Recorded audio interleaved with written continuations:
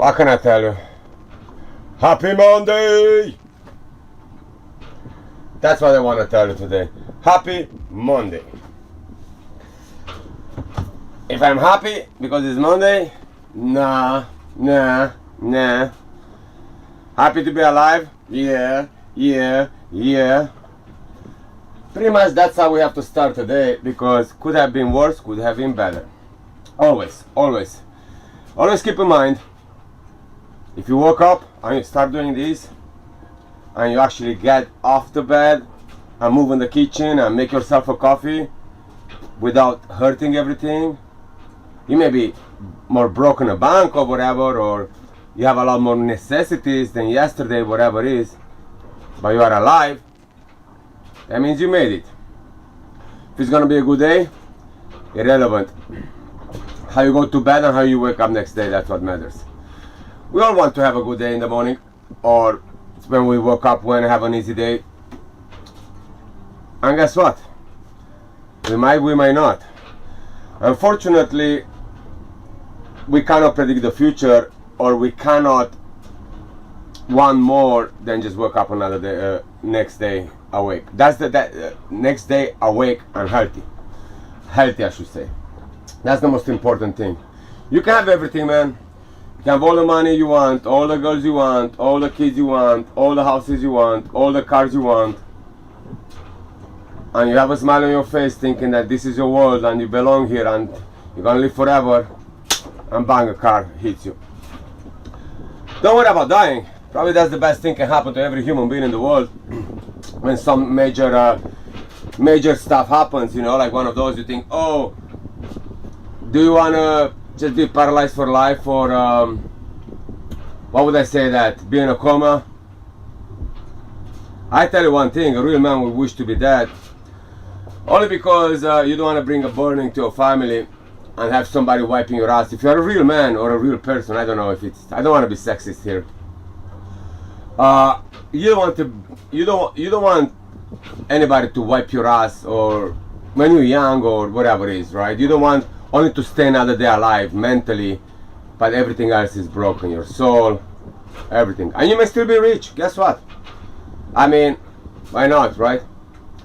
So when I say happy Monday, is I'm fucking right, happy Monday, motherfuckers. Woo-hoo! We're here alive. Look at me. Well, I tell you one thing. I woke up this morning with frog eyes. I cannot make this stuff up. This stuff up. Since I came from Ireland, you know, I wake up at 5 o'clock, 5:30, 6 o'clock. Yesterday, 7 something, right? And usually I wake up, I do my vlogs early in the morning, because I think it just gets my engine or my motivation started. It's somehow I motivate myself doing this stuff, right? It's like, all right, Chris, get in the mood, put your mojo up, start your day, tell people how amazing they are. You are amazing, everybody's amazing, by the way. I am amazing, thank you so much. And it keeps me going, you know. It's not like it gave me a purpose. I mean, my purpose is not to make stupid vlogs here. But what else am I gonna do? I mean, I know I can do, but I'm not gonna do only because I can do, right? So, all said, here we are. Happy Mondays, and that kind of things makes me take the Monday like being a Sunday or Saturday. But talking about my happy frogs, Jesus Christ, frog eyes. Yo, I woke up this morning about 7 o'clock. Now, I went to bed about 2:30 last night. For a reason, I went shopping at 10 in the evening. I came back, right? I went shopping and I need to bring some water for the shower over here and everything. So I got back by 11. You know, you take your boat out, as I explained to you guys yesterday. You take the boat out, and it's not an easy 2 seconds task, right? Even from here to go to take my boat, it's right there. I'll show you, hold on. See that boat over there? The white one? So it's right there. So hold on, let me show you. To take the boat, I need to get in the kayak. I need to get off here on the kayak, and accident happens here. I need to go to the boat, untie all this, tie the kayak to that rope, bring the boat here, park it over here. Oh, you see, accidents happen. Look, I just stepped on this one.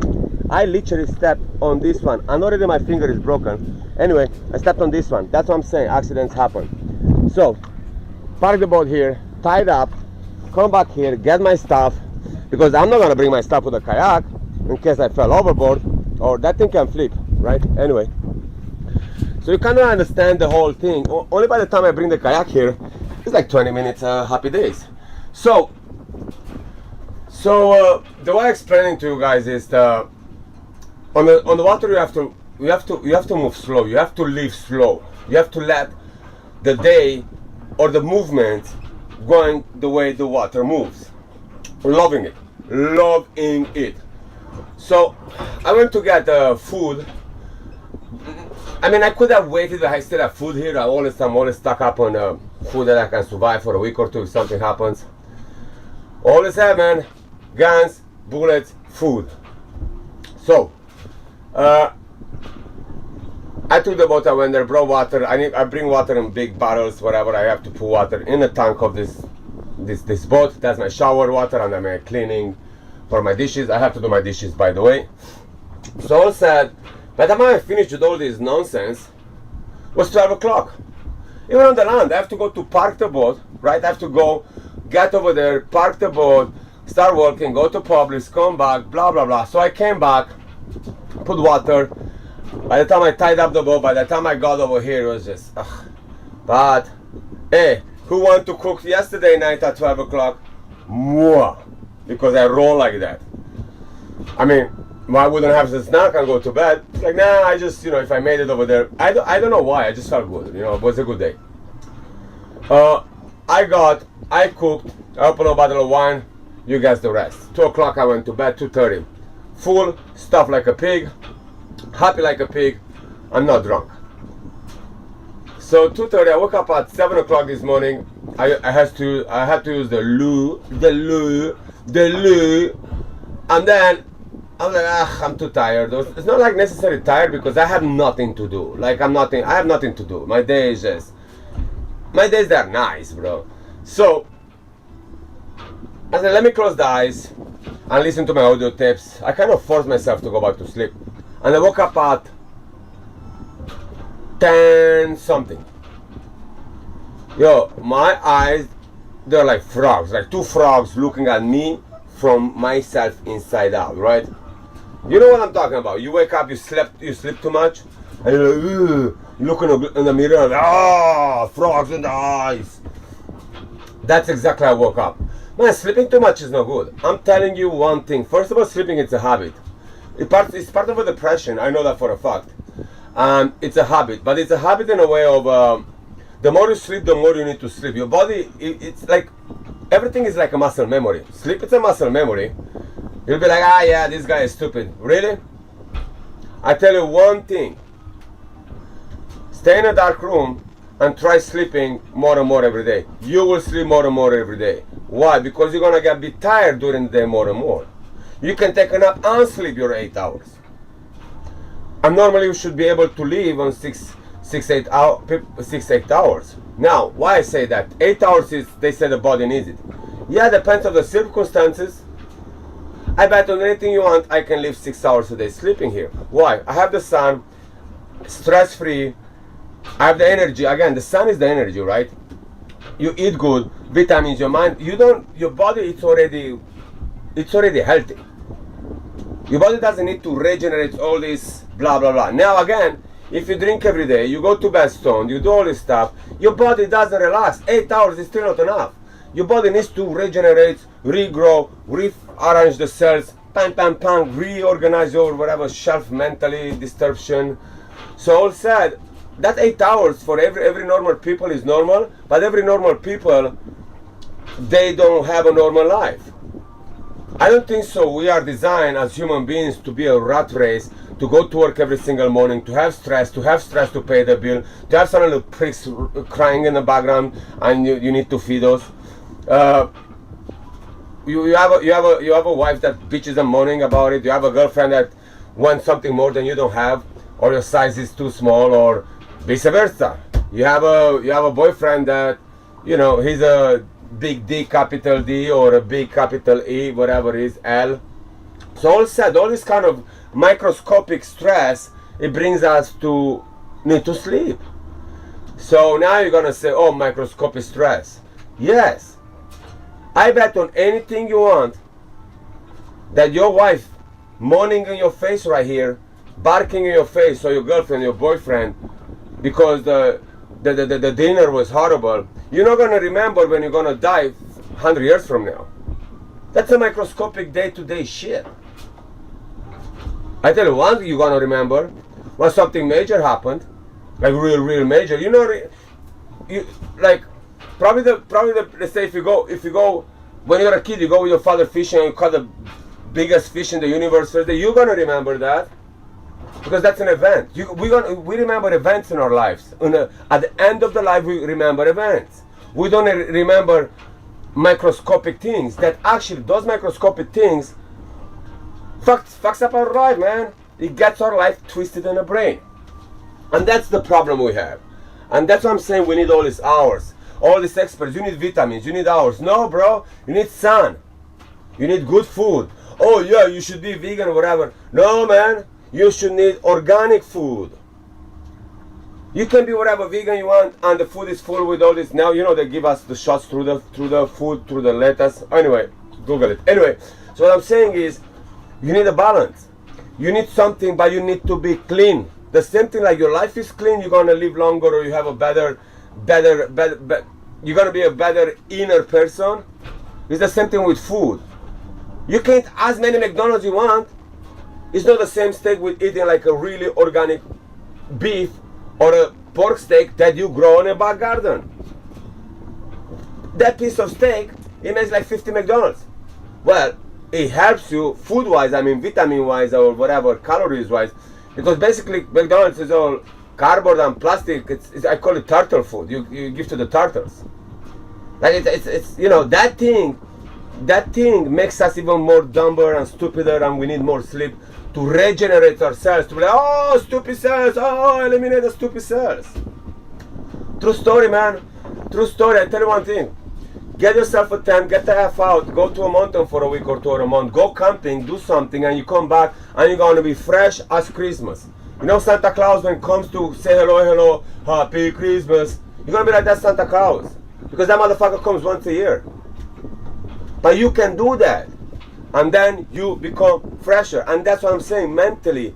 You're not going to come home like, bro, the trip was so depressing. You're going to be, I want to take the world out. You know what I'm saying? Because your body's like, so fresh and so clean. Pim, pim, pim. True story, my friends. True story, my friends. Anyway, what I was talking about? That's why I start my Mondays, man. Listen, sometimes I was thinking not even doing a vlog. I was like, you know what? Why would I start my Monday telling other people how to start their Monday? I mean, or encouraging them to start the Monday better, because guess what? Monday sucks, that's what I heard. No, they don't. I usually, and this is not even a joke, I usually, when I had my studios, I would have Sunday and Monday off. Monday was my day, so Sunday was my Saturday, and Monday was my Sunday. And people say, why would you have Monday off? It's like, first of all, every motherfucker out there is out there, or I have to deal as a client or whatever. I had the hairdressers and the tattoo studio. I have to deal with those clients. They're miserable. It's Monday. Monday people are miserable because apparently over the weekend you deserve to have another weekend. Right? So all said, I don't want to deal with people on Monday. 1, 2. Everybody was cranky, everybody was hungover. Nobody will bother you on the phone. So my Monday was Sunday. I could do whatever. My phone will never ring.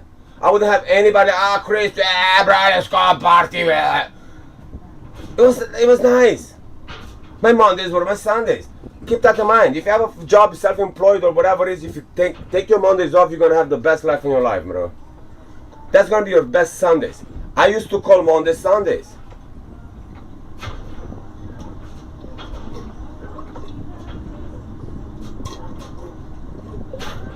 Happy fucking Monday.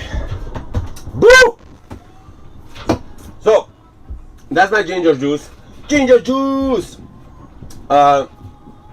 I need to clean my things. That's what she said. That's what she said. I need to clean my things. Yeah, I need to clean my dishes. So last night, there's some left. No, actually they clean. It's only three things in there. I say I don't have an habit of cleaning them all the time. Like, oh, you finish your fork. But like, why would I do that? Why would I be a robot of it thinking that I have to wash my spoon? Why would I do that? What's wrong with me? Yo, I live with some people and they'll do that. You didn't wash your dish. No, I didn't. I know. Tell me about it. Tell me about it. When are you gonna do it? When I eat again, why would you keep them in the sink? It's like, where am I supposed to keep them in the balcony? Yeah, but just sit there in the sink. It's like, yeah, they keep company to the sink. Yeah, but I was like, why would it bother you? It's one damn plate, leave it there. But you could have washed it. No, actually, I don't feel like washing it. Actually, I do not feel like washing it. I prefer to wash 2 or 3 than wash one, only because what's wrong with the sink? There's nobody coming in the house. Nobody sees it. It's clean. Like, you know, you rinse it. Only the fact because I can do whatever I want. Oh, Chris, but that's what? Like what? Every time I eat, I need to put, like after I finish eating, I need to go to the sink and just wet my hands and do this and do that. No. I can go to the bathroom and brush my teeth or whatever I want to do, or have a smoke or have a coffee, whatever I want to do, because that's what I want to do. I don't want to wash dishes. There's nothing wrong with that. People want to do it, do it. Oh, I can't bear looking at the dish in the kitchen. Like, woman, bro, what do you do in the kitchen when you finish eating? Why are you doing sitting there looking at the plate and the plate is looking at you? I'm like, you eyeball, do you think that plate is gonna wash himself? No, leave it alone. Let the plate say hello to the sink. That's it's a connection right there. Let the sink have the energy, you know? No sink wants to be empty. Think about it. You buy a pair of shorts to cover your pee-pee, and you just look at them and you never cover it. You go out without shorts on. You're like, why do you bother? You're like, I think everybody should have shorts and I'm just looking at them. No, you buy those shorts to keep company to your pee-pee. Well, kind of. Whatever, man. Don't you worry about it. So let me put some electricity on, because I do not want to lose my faith in humanity. Let me see, is that charging? Yes, it's charging, my friends. Yes, it's charging. Already I'm losing electricity here. Yes, it's charging, my friends. Cool. So, what else I done? Let's see if there's anybody watching this, man. It's a funny thing that nobody watching this when I do live. I mean, the whole point is to do live stuff. Oh, loving it.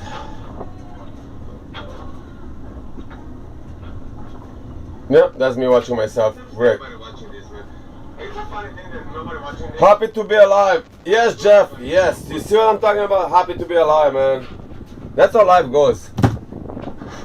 I tell you one thing. When I don't know how many of you has a real dad experience or whatever. When you see your aunt somewhere and it's very close, like it's biting your asshole, then you're gonna realize that shit, man. No many things happen. No many things are really relevant in life. Like no many things. No many things. We put so much price, and that's how we get stressed. That's how we need those 12 million hours of sleep. It's so many things can change in your life when you understand the purpose of life. And people say, oh, okay, Chris, now you're smart. What's the purpose of life? It's to be living. To live it to the end without fear. Respect it. Respect the stuff. Oh, YOLO. One life on this. Oh, YOLO. Die young. Only idiots die young. Don't you want to see what's in the future? I think the purpose of life is, by the end of your life, when the time comes, to be full human being, to be full, to don't be scared, to really have time to get off all your regrets, because we all have some fucking regrets in life, and to actually live at least a little bit of your life the way you're supposed to live. And people say, oh, what's that about it?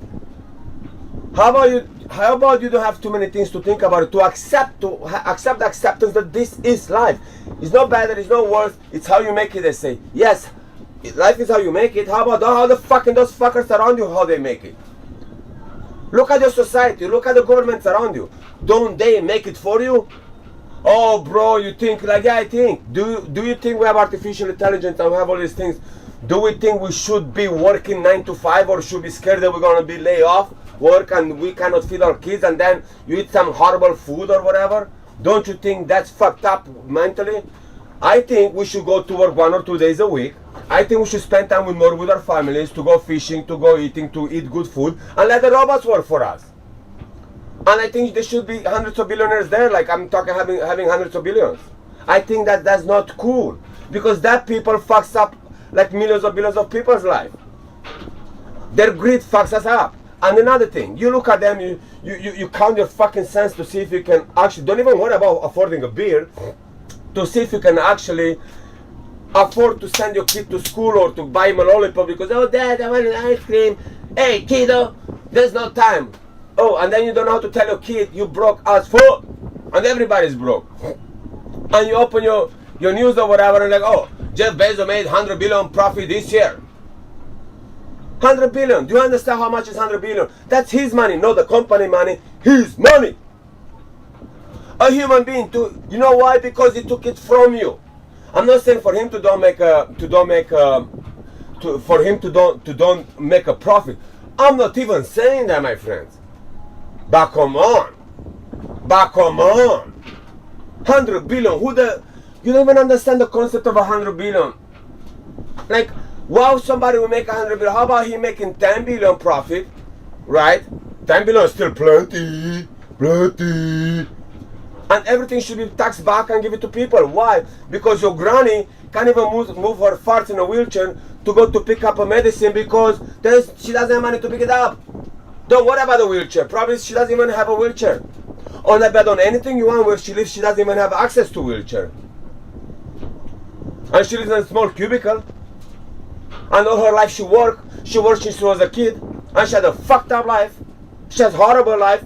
And then she starts to struggle, but she doesn't have money to pay for one motherfucking medical fucking pill. Get the fuck out, bro. Happy Monday. That's how we roll, my friends. You know what I'm saying? And I'm really serious about it, bro. I'm really, really serious. So that's why we have to accept that this is life. I'm not complaining when I see all that stuff. I'm observing them. And that's the difference. The difference observing something is acceptance. I move the fuck on, Chris. And I did move on. I do not care. I'm not part of the society. I am the society, but I'm not struggling into society. You say, oh, it's easy. It's like, no. Get yourself a camper van and get the fuck out of your apartment and go enjoy life, work less. Work your ass off, save some money, do some stuff. Go travel the world a little bit. Move in another country where it's cheaper. Oh, bro, but me and my country, what's up with you and your country? Do you think it's still going to be your country 30, 50 years from now? Don't confuse patriotism with stupidity. You know, the world is ours. Everything is ours, man. Everything is ours. It's how we take it, how we accept it. Yeah, it's not easy to go to disconnect from everything you know and to move somewhere else. Oh, it's not easy. Trust me on that thing. It's not easy to don't have friends anymore, to start fresh, to learn a new language, to learn a new culture. Yes, it's not easy. But guess what? Isn't that amazing? Huh? It is amazing if you ask me twice. And that's how it is, bro. That's how it is, bro. Preach, Chris, preach. Preach, Chris, preach. Tell them how it is. You know what I'm saying? Yeah, it's just my fucking Monday thing. And the only one thing I will do, well, I think I'm gonna go to the land. I will go online and bring my music. And I'm gonna make beats while we talk and stuff like this. I'm gonna start making beats, bro. I'm gonna start making music and talking and stuff like that. But I still need to put my life together. I need to prepare stuff. Yo, every time I wake up, I'm so like, oh, do this, Chris, do that, do whatever. I don't do much. I mean, it's so nice to don't do nothing. But, I mean, I don't get bored, but I don't do much, man. Like, I had to send my tax. Do you think I did it? I mean, I'm glad they let me know 2-3 weeks ago. Chris, you have to do your tax. Like, But I have to do it. When you need to go to the bank to get the I'm not even gonna bore you with my life. So, all said, what I'm trying to tell you guys, be happy, man. Be happy you're alive, man. And if something in life can be changed, And then one thing, if something can be changed, change it. It's never too late. That's the purpose of living. That's the purpose of living is to change things it does bother you, change things you want to change. It's not about success because oh I want to succeed in what I'm doing or be successful or that's not about that. It's about experiences. It's the experience going through a success. Because you don't know what success is. The world moves faster than we move. The world moves faster than we move. So by the time you get there, the world is already up there, and you're aiming here. And by the time you aim here, you feel so broke because you should have aimed there. By the time you go there, you may gonna give up. Either you aim super there already, or you are not part of aiming and just do you.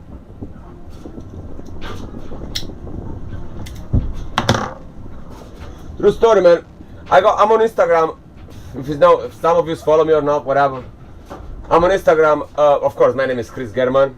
Hello, my name is Chris German. I don't follow anyone on Instagram. I follow only my pages. And people say, oh, Chris, you want to be cool like that? Or do you think you're better than whatever?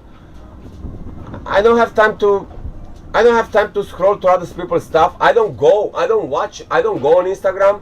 And then if I start following all those people and somehow I see something really, really amazing, which is a lot of really, really amazing stuff, I feel like it. But then if I don't like this person I don't like that person's work or whatever it is, then oh, Chris, I have something with me. So I'm not part of that stuff. I'm not following anybody on all my social media. Not because I'm a thing. I don't have time. I physically have to work on myself. I'm looking at my stuff. It's like, okay, I need to improve this. I need to improve that. So I'm not aiming like, oh, I like this guy's style tattoo. I want to be like him. Oh, I want to be like no. I was like, okay, I have skills. I want to just get better at it by me doing me better, having my skills, my style or whatever it is, right? And don't get me wrong. I'm looking at people and I see how everything goes. Like it goes super fast. And that's why I don't even aim there. Like I'm not in the beginning of my career. I'm in the end of my career. Why would I end over there when I just need to perfect what I'm doing to have a happy day? So pretty much that's kind of summarized the same stuff with to be a millionaire. I wish to do this. I want to be like that guy. I want to have a Bugatti. I want to have this. I want to have that. It's like, what's the price for it? Ask them what they did to have that. Oh yeah, today it's so easy to be self-made millionaire. It's like, okay, do exactly what they did. They spent time, probably they were doing videos the way I do. They were making stuff, they were waking up early, they were doing this, they were doing that. They didn't give a fuck about how the world works around them. They weren't trapped in the matrix of want more and more and more. Probably that's why they made it. Some of them, otherwise, I mean, the other ones is like, oh, I was just, broke. So my mother gave me $1 million and all the relationships, and then I become a billionaire. Oh, you start from zero. Yeah, I was kind of broke. I mean, when they gave me $1 million, they gave me exactly where to invest. My friend's father, he's the guy who has that stock, so he said it's gonna come out on the market. So, I just invested $1 million randomly because I was so expert. After I finished my education, when the best school in the world, because my father was rich, and now I'm rich, and it's easy. If I done it, you done it. Yeah, I mean, if you will come from a bad neighborhood, and instead to do gang and bang or whatever, rat-ta-ta-ta, shit like that, right?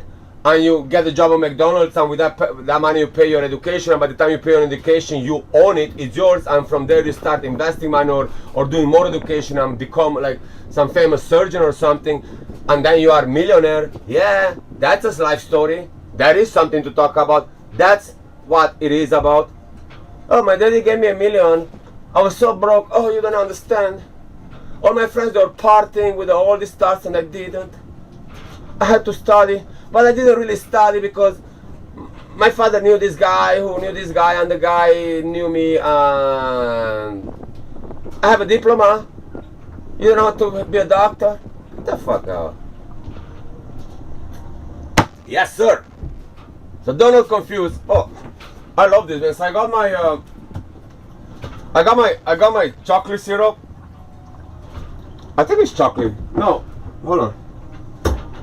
And I think it's for something else. I got a date syrup, right? And I put that thing in the coffee, and it's nice. And the coffee is Bustelo.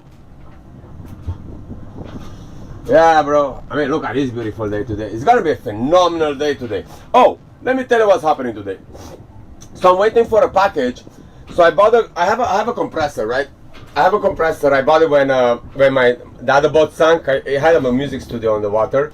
When that boat sank or got sunk by somebody, I bought a compressor to take it out. So I have the compressor, and now my scuba tank doesn't fit. The fitting doesn't fit on that compressor, the cable. So I bought fittings. So your boy over here is not gonna be pumping that pump like an idiot, because if not, I don't know, man. I don't know if I can. I don't know how can I use that scuba dive. I mean, I know I cannot physically. It's impossible to pump it with a pump. I know that for a fact. No, with my muscles,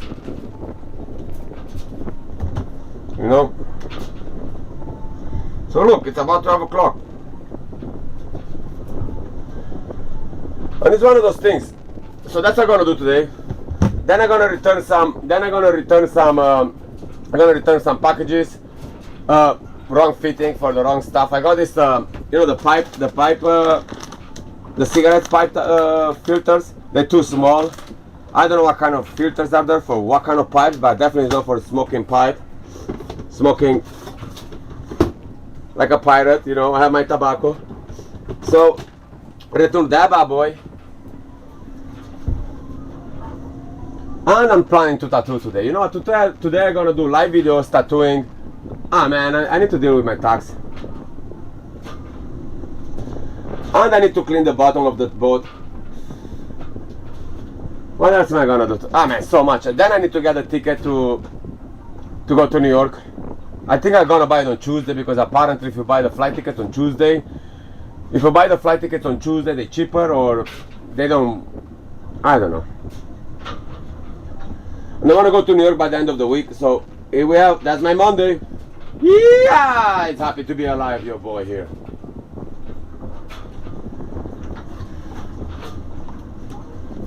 Yeah. So, oh shit, I can't even put the smoke out. Hold on a second. And all said, I should wash my dishes. Let me finish my coffee though, or my rants here. Rants about life. So I was talking yesterday how I met my family in Thailand. So anyway, I left it when I woke up in the morning. I started getting my camera, and I started working along the Koh Samui. So I keep working, eating, drinking, whatever. And already was about like 6-7 o'clock, and that was the New Year's, right? That night is supposed to be the New Year's. So I'm in the middle of island here, right?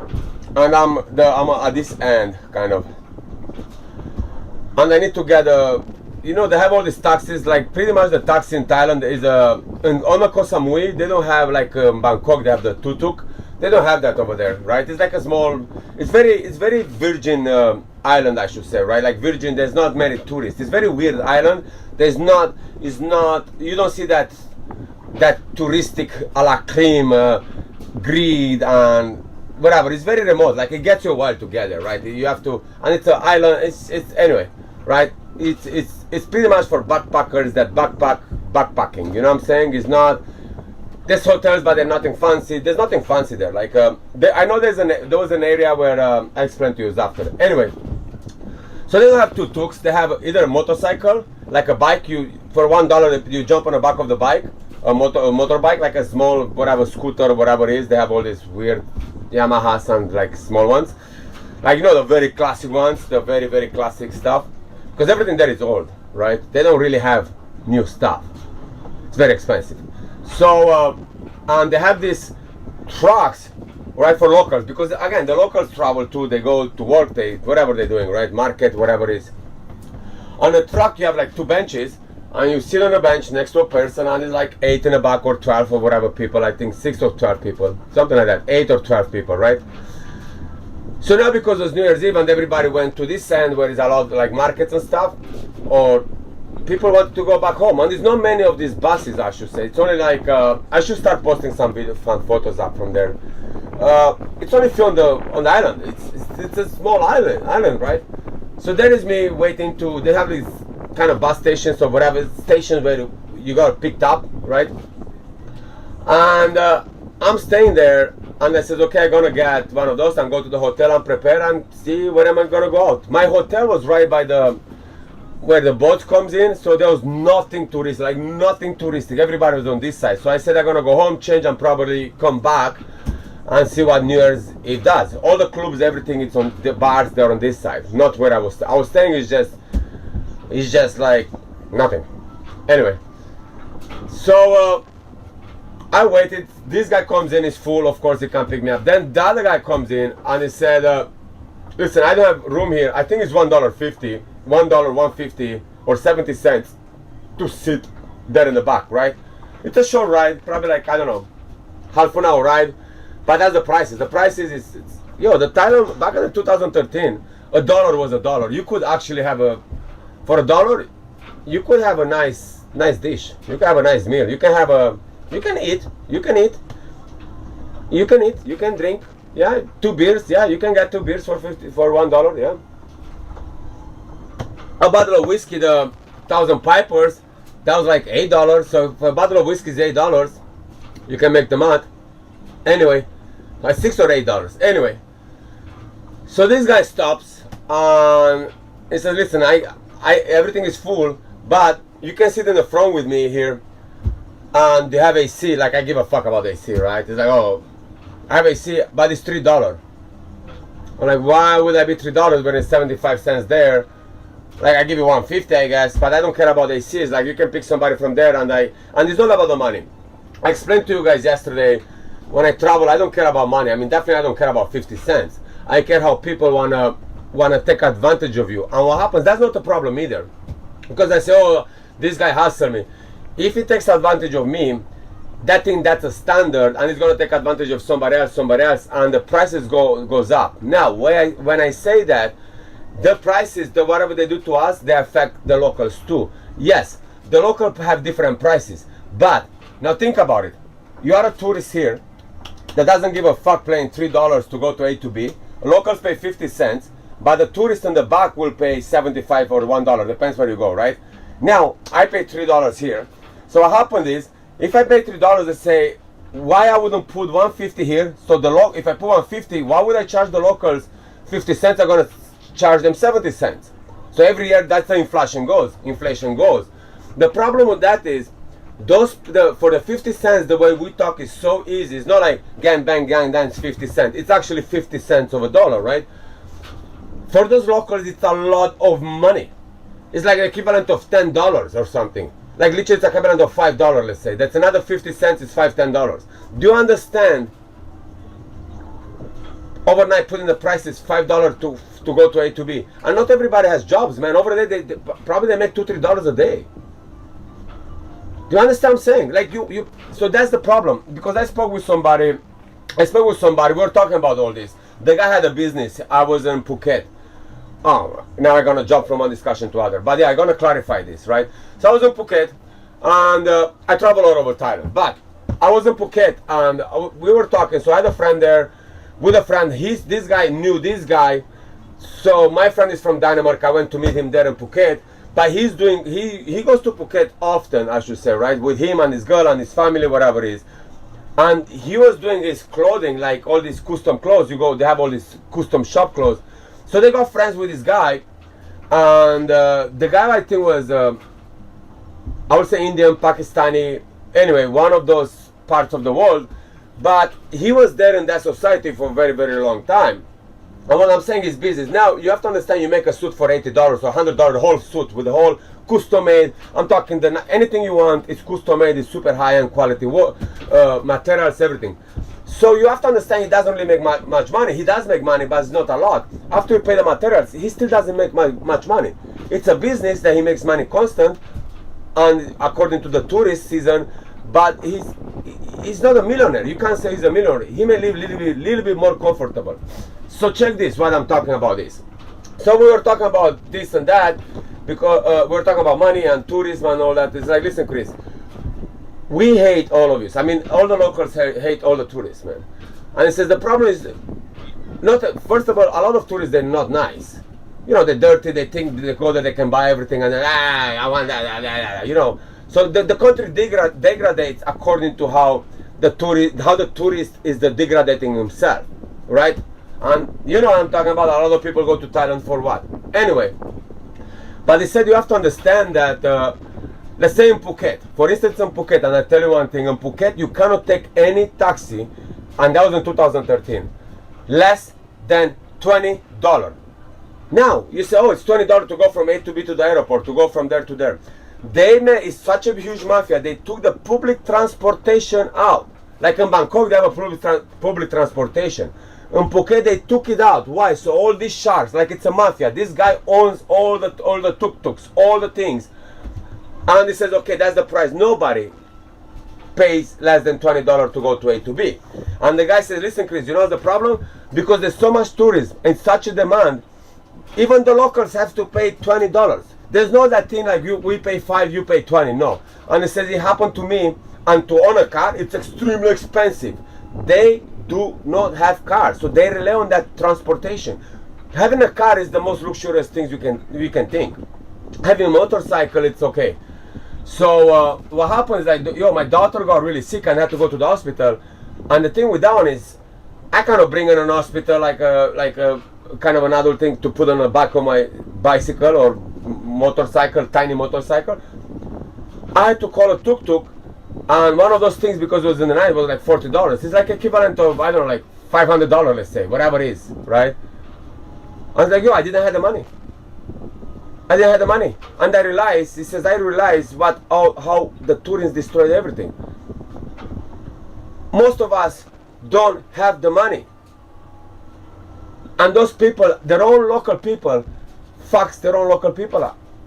It's crazy. So what I'm saying that accepting $3, that person is so greedy because it's like a community of greediness, let's say, right? When I say that, not everybody, I want to be a Uber driver. No, bro, there's a mafia thing. You work for that guy, like, and that guy pays you whatever. So he controls the whole market on that island. And if he sees there's a demand, he's gonna put it up, and then he's gonna push out his own people. They do not care. Those people that are already in power, those mafia people, those greedy people, they do not care of their own. And all these things starts from smallest places, like little island, little this, little that, and they extend. It's a huge mafia thing. Now in Bangkok, being in the capital, it's a huge place. They still cannot, and the king lives there, they cannot really control it, right? So you still have a public transportation. They still have buses. I took buses. I travel with buses. Like I'm talking public transport, which is insane. It's like 20 cents, man. It's like 20 cents to go from A to B. It's 20 cents, 5 cents.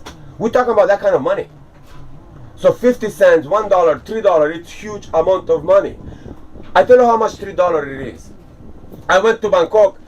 When I went back to Bangkok, I was like, I'm not gonna spend $20. I got a $20. I got a 4-star hotel with a pool, with a jacuzzi and gym, and $20. For $3, I could get a hotel in Bangkok, and it's pretty much like a hostel. You have a bunk bed, $3. He gets you can sleep for $3. Now think about to get a ride, 20 minutes ride for a price of a hotel in Bangkok a night. I was staying in Koh Samui for $5 a night on a hotel. $5 a night. So you understand how much is $3? $3 if you break it like that. Let's say how much is a hostel, let's say in the States, in New York, right? Or Miami, I don't know. You don't get nothing there less than $100, $80, let's say, right? So think about it. A ride, a tuk-tuk ride, when you sit next to some smelly people, is still equivalent of $50. Isn't that mental? Isn't that mental? Instead to be $5, which is 5 cents. I'm telling you, bro. I'm telling you. So, hold on a second. So what happened is, I was like, you know what? Fuck this. I'm not gonna participate to this greediness. I know it's New Year's Eve. I'm going, bro, and they know how to talk to you, right? Well, it's New Year's Eve. You need listen. I don't care about this. Is not my New Year's Eve. I don't care. It's to me, it's all the same, right? So I said, you know what, Chris? Be a soldier, soldier on, walk it all the way back. I got really pissed off with the society now, not with a guy. I was like, yo, why the heck we just seen as a wallet? Because pretty much, when I say most of, I'm generalizing here, don't get me wrong, I'm not. They look at us as wallets.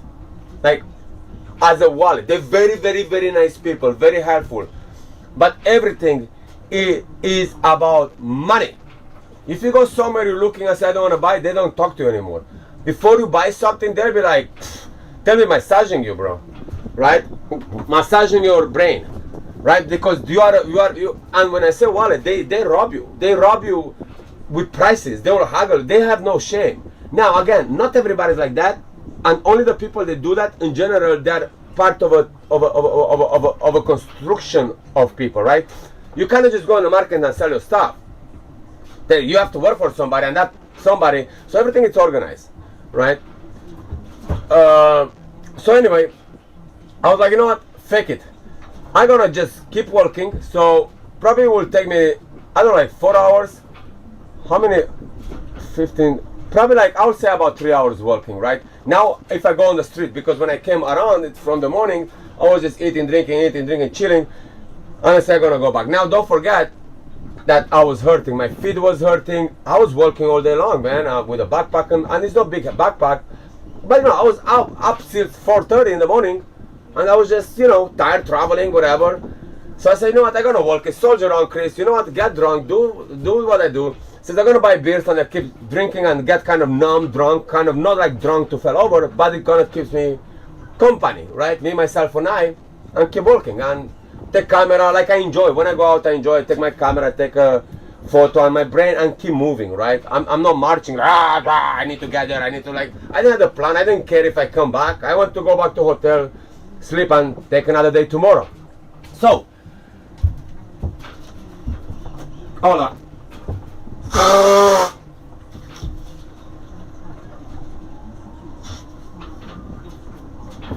So, I'm walking, and I was on this side of the street. I'm going, and on the other side there was like probably like 6-7 men sitting outside. So people in Thailand, usually people they drink in front of the home, or they eat, they barbecue right in front of the home. So you pass by the street and they are right there. So they're kind of having a view of look at the people and observe what they're eating. It's kind of like a cultural thing. Say hello, whatever they're doing, right? Like we eat in the back room, we eat in the kitchen, we eat in the garden. Nobody can see our steaks. Over there is like nah, whatever, man. And the way they eat, you don't cook a lot. You just sit there, talk, drink, and you eat piece by piece. You grill one piece by piece. They have like little grills. They don't grill like monster barbecues and 20 billion burgers and no. What they do, they eat like piece by piece. Let's say it's 5 people at the table. We put 5 shrimps and 5 pieces of chicken on a stew, right? We put them. Then you took, and it's kind of we share it. And by the time we talk and we drink and ching chong. And then we put another one, and you know, you don't just put your hand in let's finish cooking and we put the hand in a plate, So they eat for hours. They sit there talking and eating for hours, right? Superb culture of eating, loving it. Anyway, I'm going, it started kind of a little bit raining. Now I'm even more pissed off. Damn, $3, Chris, you should have paid that $3, you greedy. Now I'm convinced that I'm going to agree one. I'm cheap. I'm convinced that I'm cheap. I should have paid that money. I was like, nah, bro, do it for the humans. Do it for the future of humanity. You can do it, Chris. Like, you know, I know what I'm doing. So, I'm going there, and I have this, I saw these people, chin chin chong, laughing and this, and they're like, hey, white boy.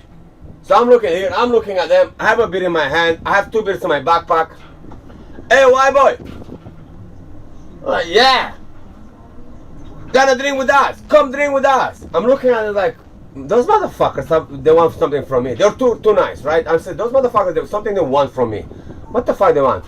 Hey, come drink with us. Come drink with us. In New Year's Eve, hey, chin chong, whatever they say, right?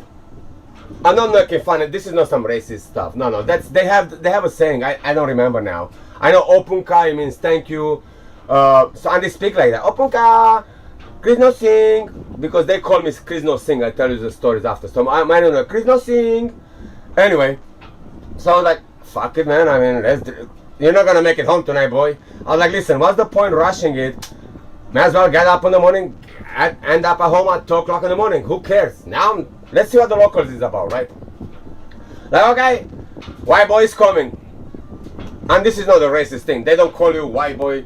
Like, I mean, they don't call you white boy as a racist thing. Don't ever confuse that thing with other. And they have another thing for expatriate. There's another word. They call all of us is one word, like a traveler or tourist. Like they call he's a tourist, but it's a specific thing which actually it means they are a white person or something. Like, has a very weird connotation, right? So and it's not a racial stuff. It's not. It's that's what it is, right? So anyway, like, white boy, come here. Like, white boy is coming. Cross the street, bit in my hand, like, oh, what up, ninjas? Bang, bang, bang, bang, bang. Happy New Year, Happy New Year. Hey, it's like, sit down, drink, drink, drink. I'm like, this thing is weird. Like, do I have to pay, motherfuckers? Because now I'm like, you know, kind of attacking in one way. True story. Like, those fuckers, they're not nice people. You know, like, that guy before was all about money. If you would have been nice to say, listen, just give me whatever, $1.50, $2, it's cool. I would have gave him $1 extra. But because he was hugging, it's like, oh, then you walk on the, like, the guy was kind of rude. Anyway, I was like, oh, yeah, listen, ching, ching, ching, ching, ching. Oh, my name is this. Some most of them don't talk. There was a lady boy there. I tell you the story of the lady boy. Every household has a lady boy. We're going to talk about that thing. I can tell you a lot about the Thai culture, right? And that's why I mean ma and pa, the people that adopted me. Then it was the cook. It was five of those fuckers there. I was the sixth fucker now.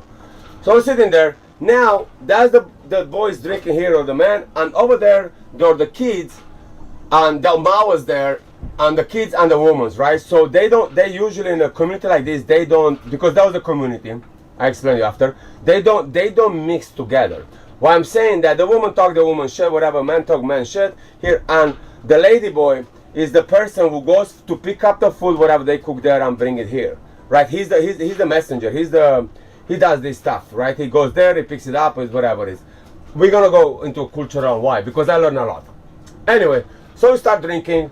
Amazing people. Why are you doing it? Like, oh, you come for the girls, beautiful girls. So like, no, man, actually, no, I didn't come for girls. It's my birthday, I came here for New Year's, and I travel a lot in general, and I really want to come to Thailand. Like, how do you like the girls? It's like, the one with the Mickey Mouse, or without? Like, I don't know, they're all amazing. The girls are pee-pee, the girls are dick. It's like, yeah, no, I mean, apparently, that's what I heard. It's like, that's why I do not go for girls.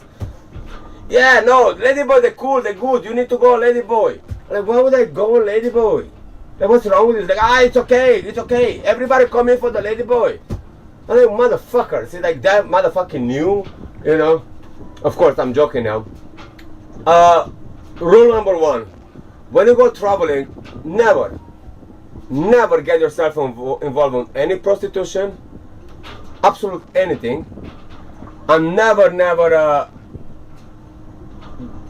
get drunk or bring girl or guy or whatever at home. I'm gonna tell you stories, man. I'm gonna tell you stories. Never do that. So what I'm saying, I never travel to buy or sell something. I never do that. I do not go there. Again, I told them, like, listen, oh, they're very cheap. It's $5. You do it, suck it. Listen, man, it's not about money. If I want to do, I went to Amsterdam a few times. Why would I go all the way to Thailand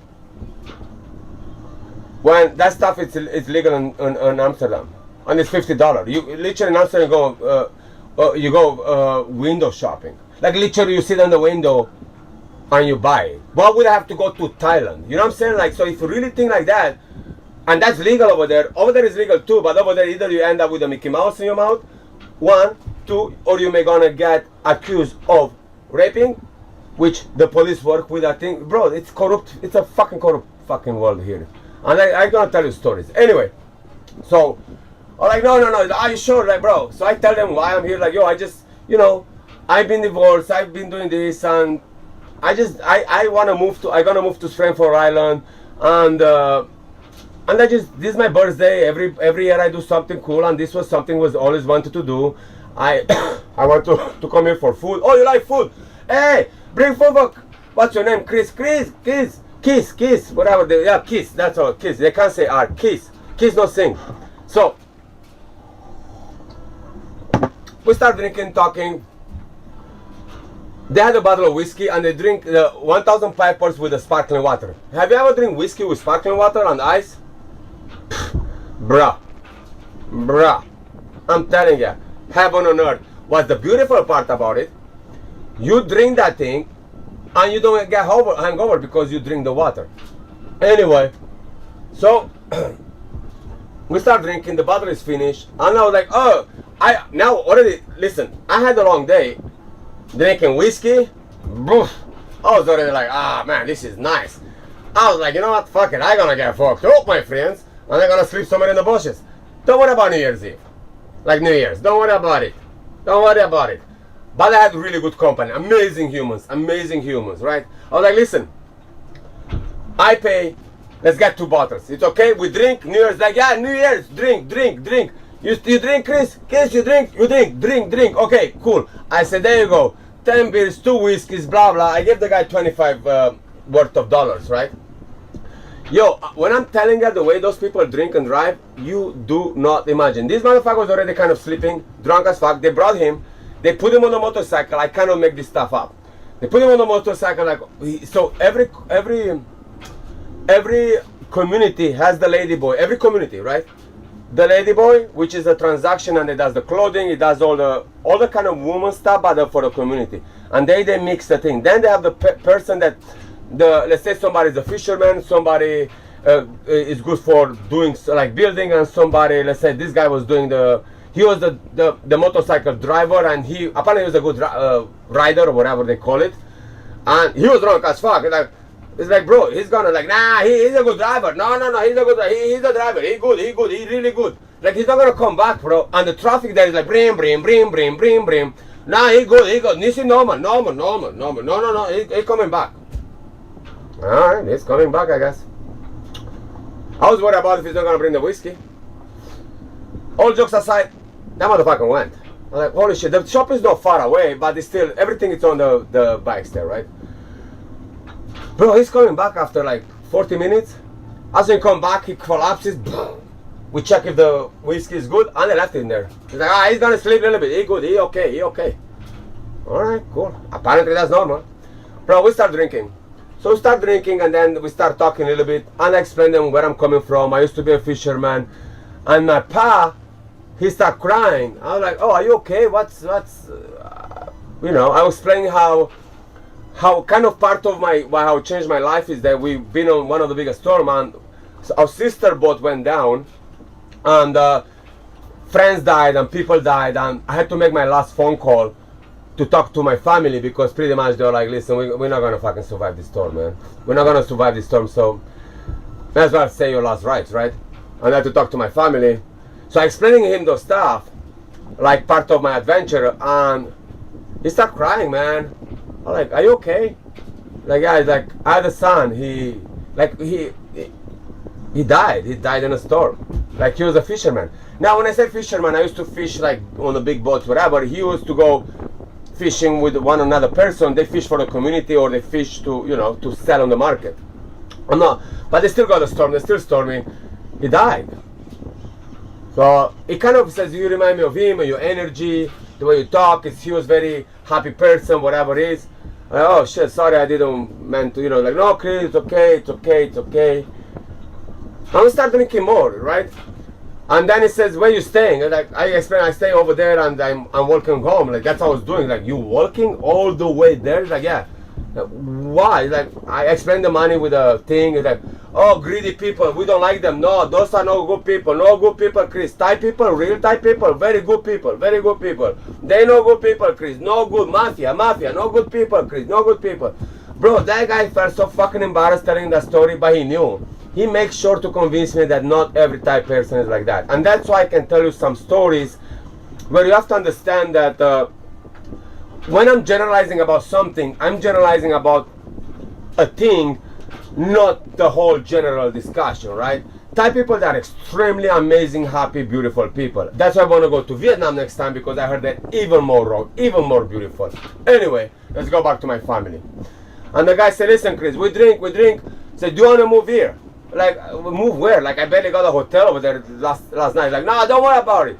You wanna move here? My friend have a hotel. You stay here with us. I'm like, bro, no, Chris, no, you are my son. You are my son. You are my son. Chris, you wanna be my son? I'm like, oh shit, now fucking something is going on here. Like, yeah, like, no, and he's drunk, I'm drunk, everybody's drunk now. Collectively drunkenness right now, right? Like, yeah. Chris, I bring you home. You move here. Like, okay. It's like, okay, yeah, this motherfucker talk shit now, whatever it is. Like, no, we bring him. Like, okay, we kept drinking. And he says, what are you doing tomorrow? Like, I don't have any plans, bro. How you long staying? I don't have any plans. I came with no plan. Chris, no plans, I guess. So he said, tomorrow, every New Year's Eve, after New Year's Eve, the 1st of January, they take the whole family and they go, there's 13 temples. So on that island, they have 13 temples, right? And it starts like this: sun, water, wind, clouds, food. So every temple have something, right? I mean, I just give you the idea of it. So you have to do on the New Year's Eve, you have to go to the 13 temples. Early in the morning, you have to, I think to do something with the sunrise or sunset, whatever. Oh no, the sunrise. So every temple has a thing. So it's kind of like you go there, you say your prayers, you go there. It's kind of acknowledging the whole world, right? Like things of the world, right? So this everybody, they're very extremely religious. They're Buddhists, right? But they're all do it. So that's the New Year's Eve. They do it on the New Year's Eve. Everybody, they do that because it's that's how you start your year, and you need to go to say your prayers to all these gods, right? I guess, right? Because have you been to Thailand, any of you? They're not Buddha. They're like a Buddha, but they're weird. They have weird. It's cool. They're weird. They're weird. I don't know. It's different types. I should make a video about it and post up on the. Let me know, and I can post up some photos and stuff. And I show the stuff. Anyway, so all said, I was like, this is family. No, Chris, you family, you come with us. I was like, this motherfucker, man, he's just busting my balls. He gives me hopes here. Like, I mean, of course I want to see all these temples, but not like with the locals. It's one thing to, now I'm part of a local gang. When I'm saying that, when you go to locals, you become a local. People respect, and it's not, I'm gonna tell you stories after, but to go with them, to be with the culture, to really see from inside, not from outside. And I'm a photographer, I take photos, to observe that, like, wow, to really be part of that community instead to be as a tourist, and to don't understand. When you go, they explains to you, right? I was like, oh, this is something phenomenal, right? Like, okay, in my head is like, this motherfucker just, he's talking drunk. We keep drinking, and probably like 2 o'clock in the morning, 3 o'clock, they're like, listen, tomorrow morning we wake up early, 7 o'clock, 8 o'clock, be ready, Chris, be ready, put your bag, we take from there, we bring you here, you stay here, and we go to see all the temples with the family. Be ready. Like, I says, in my head is like, call a taxi or whatever. There's no taxi, you can't call anybody. He's like, oh, I bring you home. That's my pa is 65 years old. 68 actually at the time. 68 at the time. Old, little short guy. Now, funny thing, him and ma, they're Chinese. They're actually Chinese. But they moved here like long time ago, whatever it is, and they're part of the community. So they had a clothing shop, like sewing, like dresses, and selling shoes, selling gasoline, like little things, right? So they financed that community. So they had that thing in the front, and behind them, they were like houses attached to each other with rooms where all these people live. They will pay rent, or everybody does something for the community. So you own the land and those buildings, right? It's kind of like, I would say it's one long building, and the rooms, they live extremely simple, man. Extremely simple. You go in there, they don't have much. And in the back, they have one room right in the back of it, when there's a karaoke room for the whole community. It's a community. There's like 25 people living in that community. Kids, wives, whatever, 25, 30 people. It's their own gated community, but it's right on the street. Anyway, I just learned that after. And he was the boss. He was the boss de tutti capi, right? And he says, no, I bring you here, blah, blah, blah, blah, blah, blah, blah, blah, blah. And I drive you, like, drive me, like, yeah. It's like, bro, you are drinking. Yo, this is like little guy, old. I was already tipsy, whatever. This guy's like, no, we drink. I drive you. But it's still, again, it's like half an hour drive one way, half an hour drive the other way. And it was raining. It's like, no, I drive fast. It's like, bro, that's even worse. I'm good driver. I drive fast. We crazy. Now, luckily, it wasn't much traffic. Yo, he did drive fast, like real fast. Now, being a little bit more upscale in the community, Pa had a nice truck, like a pickup truck, and a Toyota, like big one, right? So obviously he had, like in the community, he had the money, like he was, what I'm saying. So, like you feel, what I'm saying is you feel safe when you drive one of the big things and everybody's on little scooters, you feel safe that something's not gonna happen. But yeah, yo, those people drive crazy but safe. Since I've been in Thailand, apart from the highway, I haven't seen one accident. I've seen 7 people on the motorcycle. I've seen three kids on the motorcycle. Like kids, 4 years old kids, they are on motorcycles. Kids going to school on a motorcycle, my friend. 7 years old, 5 years old. You have a 5 years old going to school on a moped with another kid, 2-3 years old kid behind him. That's how safe people drive, bro. There's no traffic lights. There's no this kind of animal mentality of like, my car is bigger, I gotta catch up. No, bro, everything is respectable. They're all, the whole Thailand is a one huge community. Take it that way. And they're all, it's like respecting each other, right? Why? Because they're very religious, and we're gonna talk about it. Anyway, do you want me to talk about it? Anyway, he got to the hotel, we made it. And he says, Chris, this is the hotel. Because you want to see where I live. It's like, oh, this is the hotel. Oh, I know, okay. Like, tomorrow morning, 7:38, be ready. I'm like, what the fuck? Like, this guy is pulling my balls. He's like, now be ready. He's like, okay, I'm going to the hotel. I'm already tipsy. I still have like I think I have like a beer or some, 2 beers. I still have my 2 beers in my backpack. I go to the hotel. There's the hotel guy, right? Like, bro, how are you? Oh, that's the room. The guy, when I told you yesterday, I supposed to sleep in his room. When I'm saying the desk guy, they have like a room where they keep, and they put a bed for me where they have all the towels and all the stuff. So I supposed to sleep there. I'm like, oh, bro, I do. Oh, Chris, yeah, blah blah. It's like, that's the kid. You are like, no, bro, how was your New Year's? He's like, whatever. He's like, bro, let's have a drink. I was like, listen, who cares, man? Let's have a drink. So I start drinking with him. Then he had another drink, and we drank till about 4 o'clock in the morning, right? Now I'm drinking with the desktop guy there, the guy at the desk, at the front desk. I'm drinking with him. Phenomenal. Hold on, let me arrange some cameras here.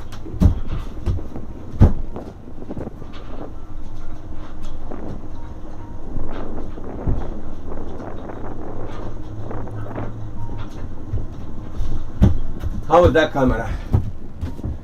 Oh, that's better, my friends. So, I go to bed pretty fucking hungover.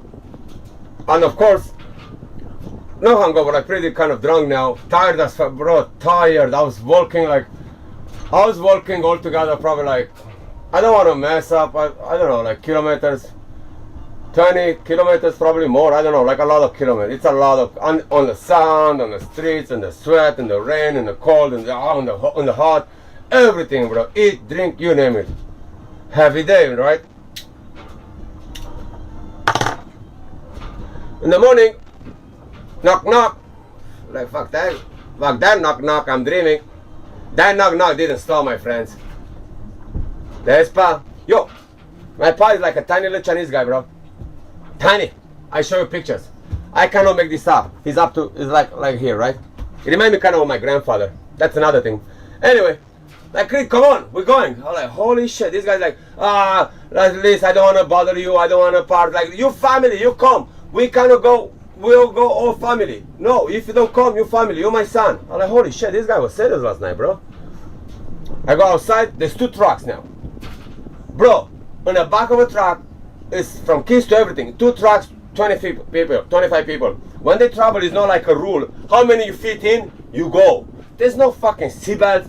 There's no all this like, hey, too many people in the back of the truck. No, if you can fit more. That's the rule over there. There's no rules. Nobody stops you for all this. Nothing. Like in the front, there was 4 of us. In the back, oh, he very nice. He put me because of the AC. Like, bro, I don't care. I want to sit in the back. No. So one thing, the one truck is only the women's, right? And the man drive that, and then the back is all the guys. They still separate. I can't explain you. So they still separate that stuff, not because of a religious stuff or whatever it is. It's kind of like a, because it's a community, I think they avoid all this blaming. Oh, you look at my wife ass or whatever. Like they already eliminate that stuff. And it's not about trust or not. I think that's just the way. Don't get me. You can talk to everybody. You can, but it's kind of like they keep it simple, right? I guess. Anyway, we go to the first temple. Holy Christ, bro! When I'm saying that, and I told them, listen, I'm not a religious person. I respect religion. I'm not. Don't ask me to pray. Don't like, no, Chris, no. Can I take photos? Yeah. Can I do this? The rules. Like, yeah, I can take photos of this, not of that, not of this, not of that, blah, blah, blah, blah, blah, right? Bro, I was amazed. And, those temples, they are for locals. I'm talking like, fuck somewhere, like you have to, if you look on the map, as a tourist, you can't really, only if you rent a bike, you can't find them. I mean, the island is small, but it's like weird places, right? Because everything has to be attached. The one by the sea has to be by the sea. The one by the mountain, like something with the gods of mountain, whatever it is right on the top of a mountain. The other one is in a cave. The other one is like weird, man. Everything is according to the seasons, whatever it is. Holy Christ, my friends. I tell you one thing, that was a very nice welcoming on that community. They made me feel like really part of the community, like not extra, no less, no whatever. And then we done a few times, 1 or 2 temples, like, okay, we need to eat. Bro, we stop, we eat. Now, we go to a restaurant, and they're all ladyboys. I'm talking, now you see them, and I'm gonna talk about a little bit about this, why it's important, because I asked, like, we go there, all ladyboys, and actually was a thing, and they asked the ladyboys to serve us, and with us we had a ladyboy, right? The guy was, well, guy, I don't know, probably like 50s, right? What's weird about it, totally fucking guy, with a beard, you see his stumps, like he didn't have a mustache, right? You can see he's shaving by dark hair, bright fucking red lips, I'm talking bright red motherfucking lips, earrings, right? And he posts that thing on the powder. I mean, you can see it's a guy, not even, when I'm talking about, you think about ladyboys, the ones that you think it's a girl. No, ladyboy, it's a term, right? It's kind of like being gay, I should say, or in transition, but that's it. It's no more, no less, not, and it's part of a religion. And I explain you something. Of course, it's sexuality thing, but the problem with the thing is they are servants. A ladyboy is a servant, and that's why a lot of them in prostitution too, or if you've been to Thailand, they're in a lot of service places, and they're the best servants because that's part of the religion. So, because I asked them, like, oh, we go to this place, oh, we go to this is the best thing, and it's, so they call there was a girl serving them, and like, no, they called the ladyboy. It's like, oh, what's up with the thing? Because he's, kind of tried to be polite or understanding. It's kind of like he's gay, and it's like you helping the community. It's like, no. It's like, no. I said, Chris, you have to understand one thing here. And then I tell you one thing. Pay attention. In Thailand, on the Buddhists, there are 3 Buddhas, not 7, right? Not like a Tibet Buddhist. Now, one is you are a slave. You're born to suffer. You're born to help everybody, and you are a burning. Like everybody you have, like your family, you have your brothers. If you have younger brothers, you have them. Like as soon you are the first person, let's say, what you do, you have to feed your parents after, you have to take care of your parents. The parents make more kids, and those fuckers have a lot of kids too. And they say, okay, you have to take care of them. So mentally or religious wise, you are the slave, it's not a servant. You have like one, you have to suffer, like literally everything. You cannot complain because it's part of a ritual. Why? And those 3 Buddha or three reincarnation, because they have only 3, not 7, like Tibet. They have only 3 reincarnation. One, you suffer. Second one, you become a server. So what happens, you are above the ones that suffer. Now you have a purpose. You are in between the poor and the very rich. And the third one, you're gonna become a Buddha. You're gonna become a rich person, like somebody that succeed, and you're gonna live in a luxury of life, right? So when I say that about ladyboys, when I say that they are on the 2nd trimester of their life, not the 3rd, and everybody looks up at them. Every broke fuck motherfucker out there, they want to be next life. They know they're gonna, if they're if they suffer plenty and they didn't complain, when they're gonna reincarnate, they were gonna be the lady boy. Why? Because if they serve, in that life of the lady boy, it's about servants, to serve. Everything is about serving. You are the connector between poor and rich. You at every restaurant, they will employ you. At everything, you are the ones, and every community has a lady boy, because you are the connector. You are the fucking fuse between rich and poor, this and that, blah blah blah, woman and man, anything. You are the only one who can connect all this. For instance, they have these little houses where the dead people, he goes and brings it to dead people. He takes care, he does the dishes, he does the washes, he doesn't cook, he doesn't build, he doesn't do fucking shit. He does everything to take care of. Like, it's they're designed, and that's the way that they work very, very hard. They're designed to substitute you, to make your life easier, right? That's what that's what the purpose in that second trimester of their life. So they explain me all this stuff. I'm like, holy shit, bro. It's like, yeah.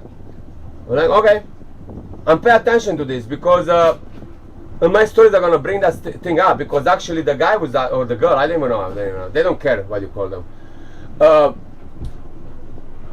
I upset him very bad. He started crying, and he says, anyway, reminds me, and I'm gonna tell you the story. Leave a comment if you wanna hear about it. Anyway, so they explain me everything, and we cook and all this. Again, the ladyboys at restaurants, they're the ones they go in the kitchen. You can have guys serving, but they bring you the food. They talk to you, right? So the guy who was with us, bro, I mean, when I looked at him, he's like, yo, this guy doesn't give a fuck. I mean, it's kind of like, I may sound really bad the way I sounded, because I don't want people understand when I talk about this in anything bad or something. I'm just genuine. He looked like a broken up fucking ladyboy, bro. He looked like, they're very poor. I'm talking like really motherfucking poor. Like this, whatever they were for, they're poor. Like, he had some dresses on, but you can see they're old. Like, nothing new. Like, nothing. The lipstick and the makeup was done in such an unprofessional way that you can see that person wasn't designed to put lipstick on every day, or to, like, it was kind of like smooth it and whatever it is. You look like, holy shit. But that was his thing. He still tried to be the lady, being a guy, right? And there's nothing joke about it. It's like, that's actually respectful. Like, holy Christ, man. And people looking at him like something normal. This is part of community. This is our family. And you look like a fucking dysfunctional family, if you ask me for twice. Like, everybody has bad teeth. This guy, the cook, is always fucking drunk. Everything missing. Grandpa had only one teeth here. Like, Pa had only one teeth. Like, you look at them and like, yo, the most fucked up family ever. And I'm sitting there, big fucking white guy, full of tattoos, skinhead, like I will shave my head.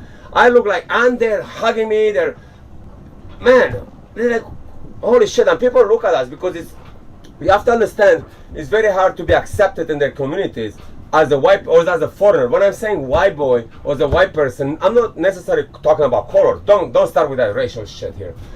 It's the same thing I explained to you earlier. It's a tourist. They call you a tourist. Expat, right? They call you a tourist. They're not that, but it's easier to, it's not like white man. It's like, I'm not talking in a racial way. It's like a tourist, right? So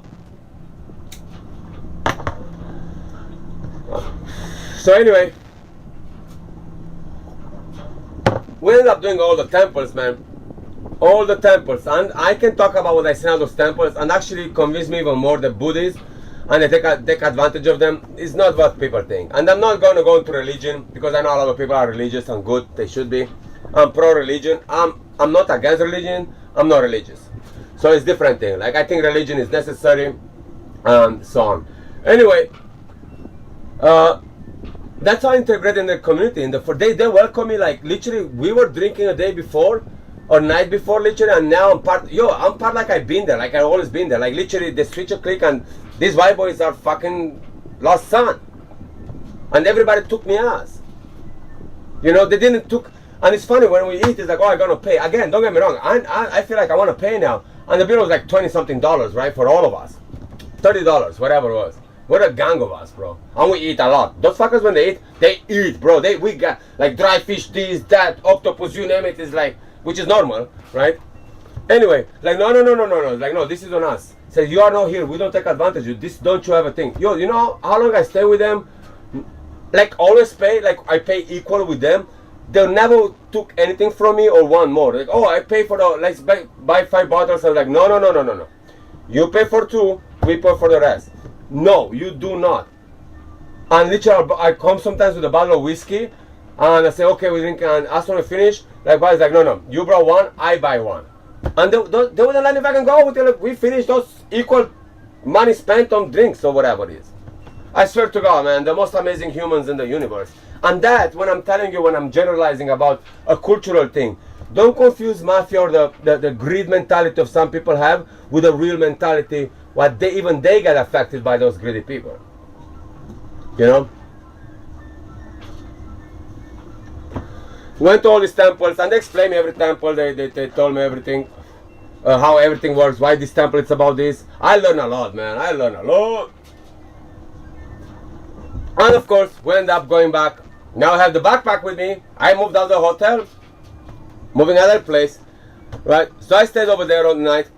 I slept on the floor, like they give me like a couch, whatever, like no, not even a couch, like little thing, which is cool. It's like, oh, are you comfortable? Like, yeah. But the problem is, I feel extremely fucking welcome and extremely nice and extremely things. But because I was there, you have to understand, they do their thing, they do the karaoke, they do their thing, but still somehow I'm an impediment to their organized lifestyle, because, you know, they may say something and they feel uncomfortable speaking. I don't speak Thai, and always somebody will have to translate. It's like, oh, we talk about this. They try very hard to convince me that we don't talk about you or whatever it is, right? They may talk about white boy, but somebody else white boy. Like, they'll call white people, whatever it is. Like, oh, this guy works in a restaurant. Oh, so this guy, white guy, whatever, come in with some girl or whatever it is. Whatever they're talking. And they always had to convince me that it's not about you. But like I say, yo, I don't care. I don't, like, it's not. I don't get paranoid, right? So anyway, I slept there that night. And next day, like, listen, I'm going to move out. I'm going to find a hotel around right here, because I just want to give you, it's something, I kind of force myself in here somehow. And I know I'm not making you guys comfortable, but it's still a little bit of a discomfort. Like, I hang out with people and we speak Romanian, and when you have an English people or English spoken people with us, we still have to go English, and not all of us speak perfect English, and then it becomes like a little impediment, if you know what I'm saying. So anyway, it's like, oh, okay, you understand, I understand, Chris, yeah, I totally understand, respect, really respect, I get you. Like, right across the street, literally right across the street, there's this hotel. I know the owner, I know it's New Year's, whatever, like, it's that full moon party, it's heavy, whatever it is. Like, let me talk. And I got the room for $5, my friend, right across the street. $5. Now when I say about a room in a hotel, you have to understand, it's one bed, a fan above your bed, a toilet that actually is quad, a bucket, you fill up the bucket, you throw it in, right? And a sink. And when I'm saying, and a little wardrobe, like old, probably like from the before Vietnam War, like old. When I'm saying that, and on the floor, there's like, it's like ground. It's like, you know, it's no wood or something, or, man, it's like a beaten up cabin. You would look at that, right? Nothing luxury, zero from luxury thing. But I tell you one thing, it's so fucking beautiful. You get out of the hotel, that's the ocean right there, that's the water. Bro, coconut, they have breakfast, you eat for, I think with the breakfast like $1 in the morning. And then you can pick up coconuts, right? And you bring them out there, and then either you buy them from at the bar, 25 cents a coconut, right? Like, you know, the Thai coconut, because they clean it and they cut it and whatever it is, and then when you finish, they cut it in half so you can scoop the coconut inside. Or you can pick up from there, and so what they do, they keep it in ice. You have to understand, they have to generate ice, electricity, so it's 25 cents a coconut. But then if you bring your own, they chop it and they give you all the stuff. Anyway, so that's free, right? So my expenses a day, you have to understand, were $10 fucking, bro. That's with drink and food and everything. And of course, I'll buy a bottle of whiskey, $7, $8. And that's how I start my life with my family and the thing in Thailand. We keep going for that. How amazing it is, man. How amazing is this? I can't make this stuff up.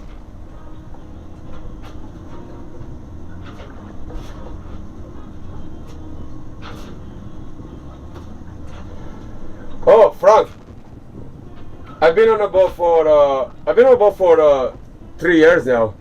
But I have my boat for 3 years. I have my studio. I always, like, for the last 3 years. And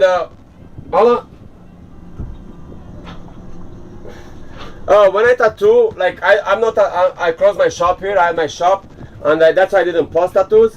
And when I'm gonna start traveling, I'm gonna do more tattoos, like real tattoos I should say, on people. But it's very hard to do that when you have clients that pay money, because and they're not my friends, because it's, you know, the conversation, they may feel like, oh, you spend time filming instead and you charge me for tattoos. So it's kind of weird. Now if I tattoo friends that I give them a discount, then I can film the tattoo session and they understand that I can take a break, check my cameras, check whatever, zoom in, whatever it is.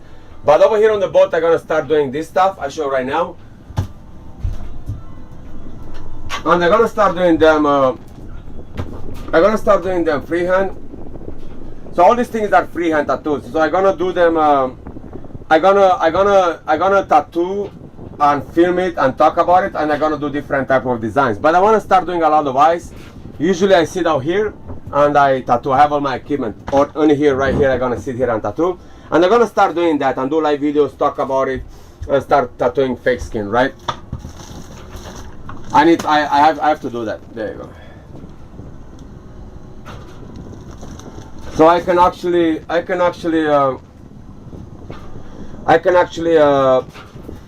you know, do more tutorials and stuff like that. But the real tattoos, either I tattoo myself, or again, when I go to shops, it's kind of hard to get new clients and tell them that they're gonna tattoo this. They feel paranoid, you know. They look at the phone, they talk on the phone, it's like, oh, this guy's recording everything.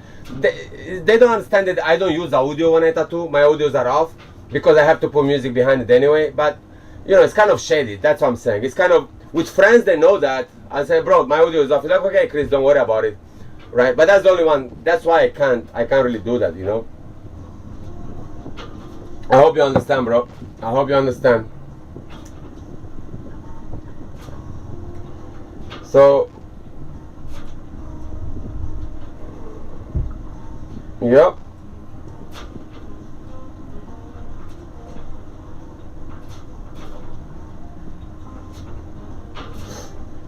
Oh yeah. Yeah, I've been moving. Well, before the, which is funny, when I moved on the boat, I was living right here. Hold on a second. I was living on this building right here. I was living right there on this building, and I had an amazing time. Oh, look at the cops. Are those the cops? What are the cops doing there? Alright, there's the cops right there. What are they doing? Something is going on. There's 3 cops over there. Oh, they gonna bother that guy? What's going on there? Oh no, they're talking with somebody. I don't know if you guys can see it. Right there. Something is going on there. Alright. Something is going on right there. We're coming out at the right time. So yeah, I lived over there, and then I bought a boat while I was living on the apartment, and I said, and you know, I start talking with people that live on the boats here, and I was like, oh, that's amazing life, because again, I live nice, and I had my shop, but then I closed it down, and I said, you know what, I'm gonna move on a boat, I'm gonna buy another boat. I had already a boat, but that boat, it wasn't for really living on, because it was moving too much. So I said, I'm gonna buy another boat and move on a boat. It's cheaper. I really love this lifestyle. I really kind of makes me really happy to live on a boat. And 1, 2, I can just live on a boat and start traveling, right? So I bought this boat. I moved on the boat, and then guess what? The COVID came. Yo, the best move ever. I have friends in those buildings. They couldn't pay rent, man. Everybody got kicked out. Anyway, so the COVID was full time. For a whole year, I was just living on this boat. It was phenomenal. And after that, I said, okay, I'm gonna open another shop. So I opened a big shop, the one in Wynwood. And what happened with that? Hold on, let me close this because the sun is hitting me. And after I moved there, I was kind of like spending, because that building was that shop was live and work there. So it was very big. I had all amenities, bathroom, showers, kitchen, sink, fridge, everything, right? And it was really, really big, like 1,000 square feet or 1,200 square feet, like a warehouse, you know. And I would stay there a few times a week, but I got depressed. Like on land, when it's something like I was good, I was doing paintings, but I got depressed. When I come here, it's just my life, you know. It's kind of weird. It's moving. It's hard. It's harsher to live here, amenity-wise. But I'll tell you one thing, mind-wise, boof. So yeah, I've been living on a boat for the last 3 years. And now I'm back because I closed the studio, as I explained. I'm back full time. But what happens now, I'm gonna start traveling. So my plan is to go 2-3 studios every month and be on a boat. This is my home. And I go traveling, probably like travel 2-3 weeks, stay here 1 week or 2 weeks, go travel again. So the way I look at it, I can, let's say for instance, now I'm going to New York, I'm gonna come back, and then I'm going to St. Louis, then I'm going to Ohio, then I'm gonna come back, stay here for 2 weeks, then I'm gonna go to San Francisco, St. Louis, New York, come back here, stay 2 weeks. So basically I'm gonna be start doing that stuff. You know?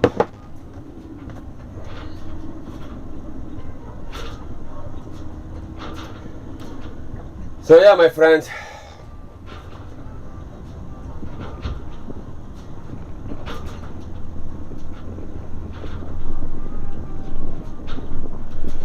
Oh snap, hold on, so I'm reading here the weather book.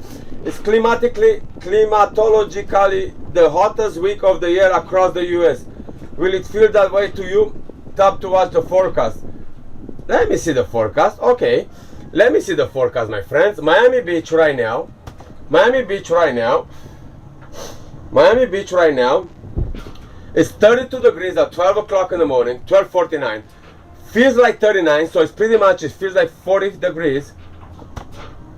Holy Christ. And it's gonna go up to 32, that's Celsius, Fahrenheit. Let me go, hold on. Let me go on Fahrenheit.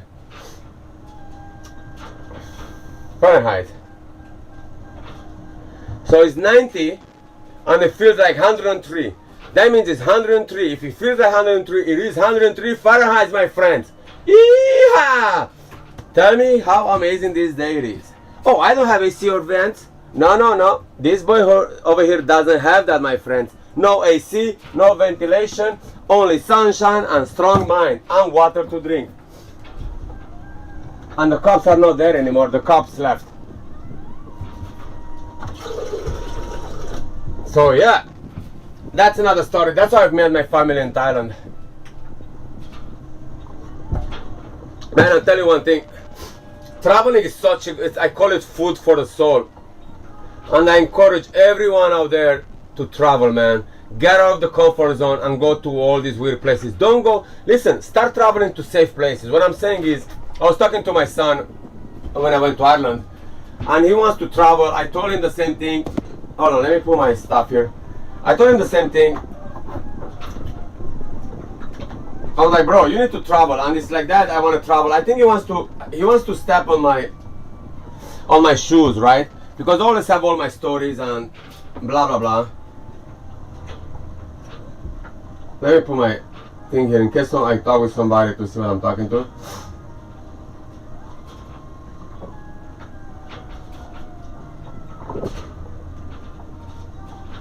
So about traveling is. Oh, hold on.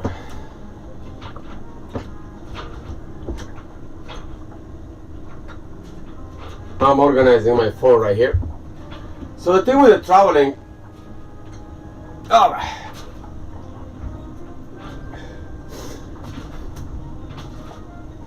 so the thing with traveling, when you start traveling, and that's why I call it food for my soul, is it makes you a better person. It makes you a better. It makes you understand the world, and when you start doing that, you're not gonna be a racist. Like, you're gonna understand we all have the same problem, and the problem, as we talked this morning, those are the problem in the beginning of the videos. The problem is to be alive, to don't stress. We all have some girlfriend, some boyfriend, somebody that is nagging on us. We all want to be aspire to be better. We all want to become better human beings, right? And we all have bills. We all have more necessities. We all have needs. But as long as you're healthy and you set your mind that that's the most important thing in your life, and what's worth to lose your healthiness, like how much can you work, how much can you stress about it, and you're going to destroy that. The only one thing that really keeps us be the health, then you're going to understand that we're all equal. Color of the skin, ranks, or how rich, how poor you are, or how smart, how educated you are. I don't care how many degrees you have. If you haven't traveled in a few countries, your degrees were nothing to me. Even if you travel in one country, your degrees means nothing. That means you are just school educated, and that means you have no clue. You are still brainwashed. You have no clue about the world. You don't accept a lot of stuff in your life. You're gonna talk like you finished school. You're gonna talk like, oh, my teacher said that. Oh, the TV said that. It's like, how about you? Well, I mean, if I'm correct, I think the teacher was right. It's like, did you had that experience? Did you observe that life? Well, no, but I mean, you know, I pay money to go to Oxford. Like, yeah, okay. So, all said, when you start traveling, all the knowledge you have, you're going to increase it and add on and redefine it, retune it, and rearrange it in your life, right? And that's what's important. That's why it is important.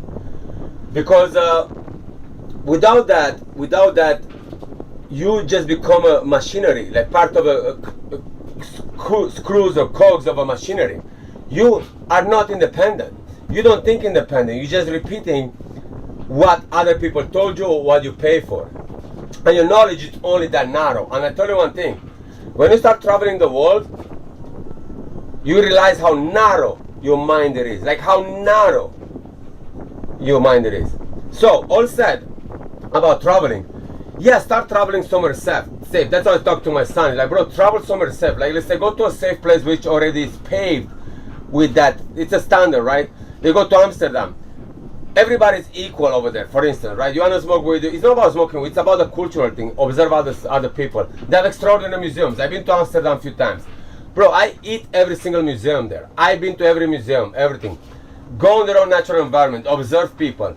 Do stuff. Open your mind. See, look at the prostitution is legal. Look how much it costs if you're really into that, right? Why it's important? Because you don't need to go to Thailand to have sex. Because it's cheaper. It costs you a lot of money to go to Thailand if that's your thing. So you need to define, to understand when you start traveling, you don't travel for your urges.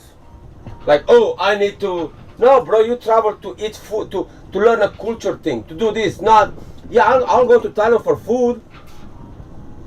Not for the cookie or for the Mickey Mouse. Make sense what I'm saying? Because again, what happened? We still exploit that thing there. Go where is legal. So if that's the case, but then you go there and you understand. Let's say the weed is legal, right? The green, the herbs are legal. Now it's kind of legal everywhere here too. But then I'm talking like back in the time how it was, right? In Europe it's not legal, so guess what? You're still a criminal if you smoke the ganja. So all said when you're gonna start traveling like that, travel safe. Travel somewhere to get you that the appetite, right? You're not gonna start eating sashimi straight up. You're gonna start eating sushi, right?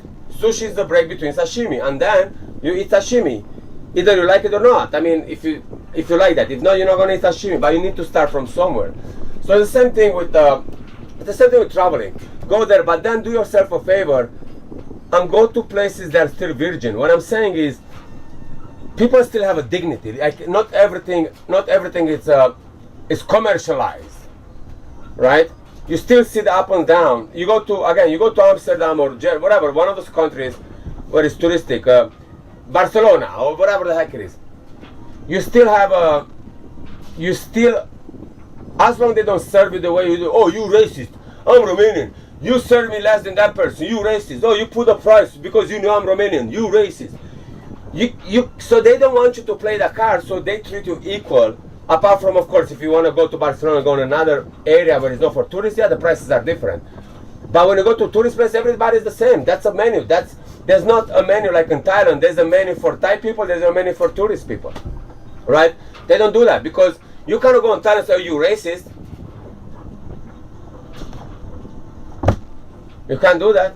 But you can go to Barcelona, you can go to Germany, you can go to any other country. Says, oh, why my menu is this for white people? Why this is for black? Why this is for Indians? Why this is for locals? They don't do that. Even a local has the same price. If you eat in a restaurant.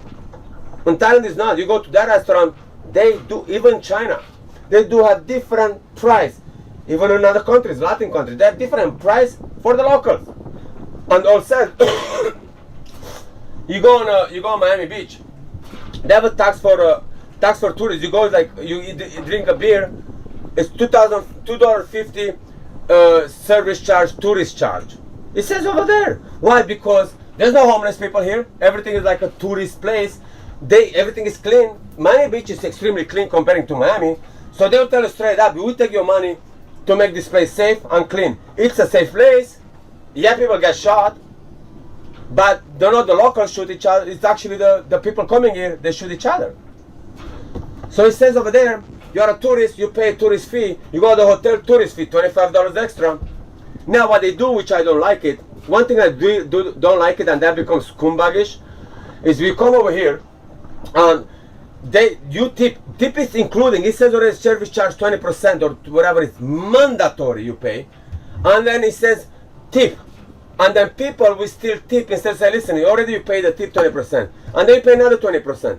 So now you pay, a beer is $10, you pay another $4 on top, but hey, already you pay tip on that tax, so now you pay like $16 for a beer. And that's a trap. That's something that, you don't do that. At least have a dignity and tell the tourists, it's already service charge included, tip is optionally. You know how many tourists, why? Because those people are greedy piece of shit. When I go out here drinking or eating, I say, I'm not a tourist. I act like I'm not a tourist. And what's going on here? Why I'm from here. I sometimes have to show them my ID. Look, I live here. Take that $250 extra off. No, not extra service charge, my friend. No, I don't want to pay you 40% tip. No. Last time I checked, you opened a beer for me. I'm not talking being greedy or cheap about tip. Now last time I checked, what would I pay? Why would I give you $4 or $6 because you just open a beer for me?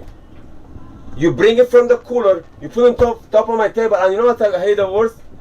Can I have a glass of water? Oh, it's coming. Like, you should have brought it in the first place. It's 50 fucking million degrees here. Their service is fucking horrible. But you want 40% tip, 40%. For a beer, you just open it. Who does that? Now that to me that's robbery. Anyway, it's good to talk a lot of nonsense.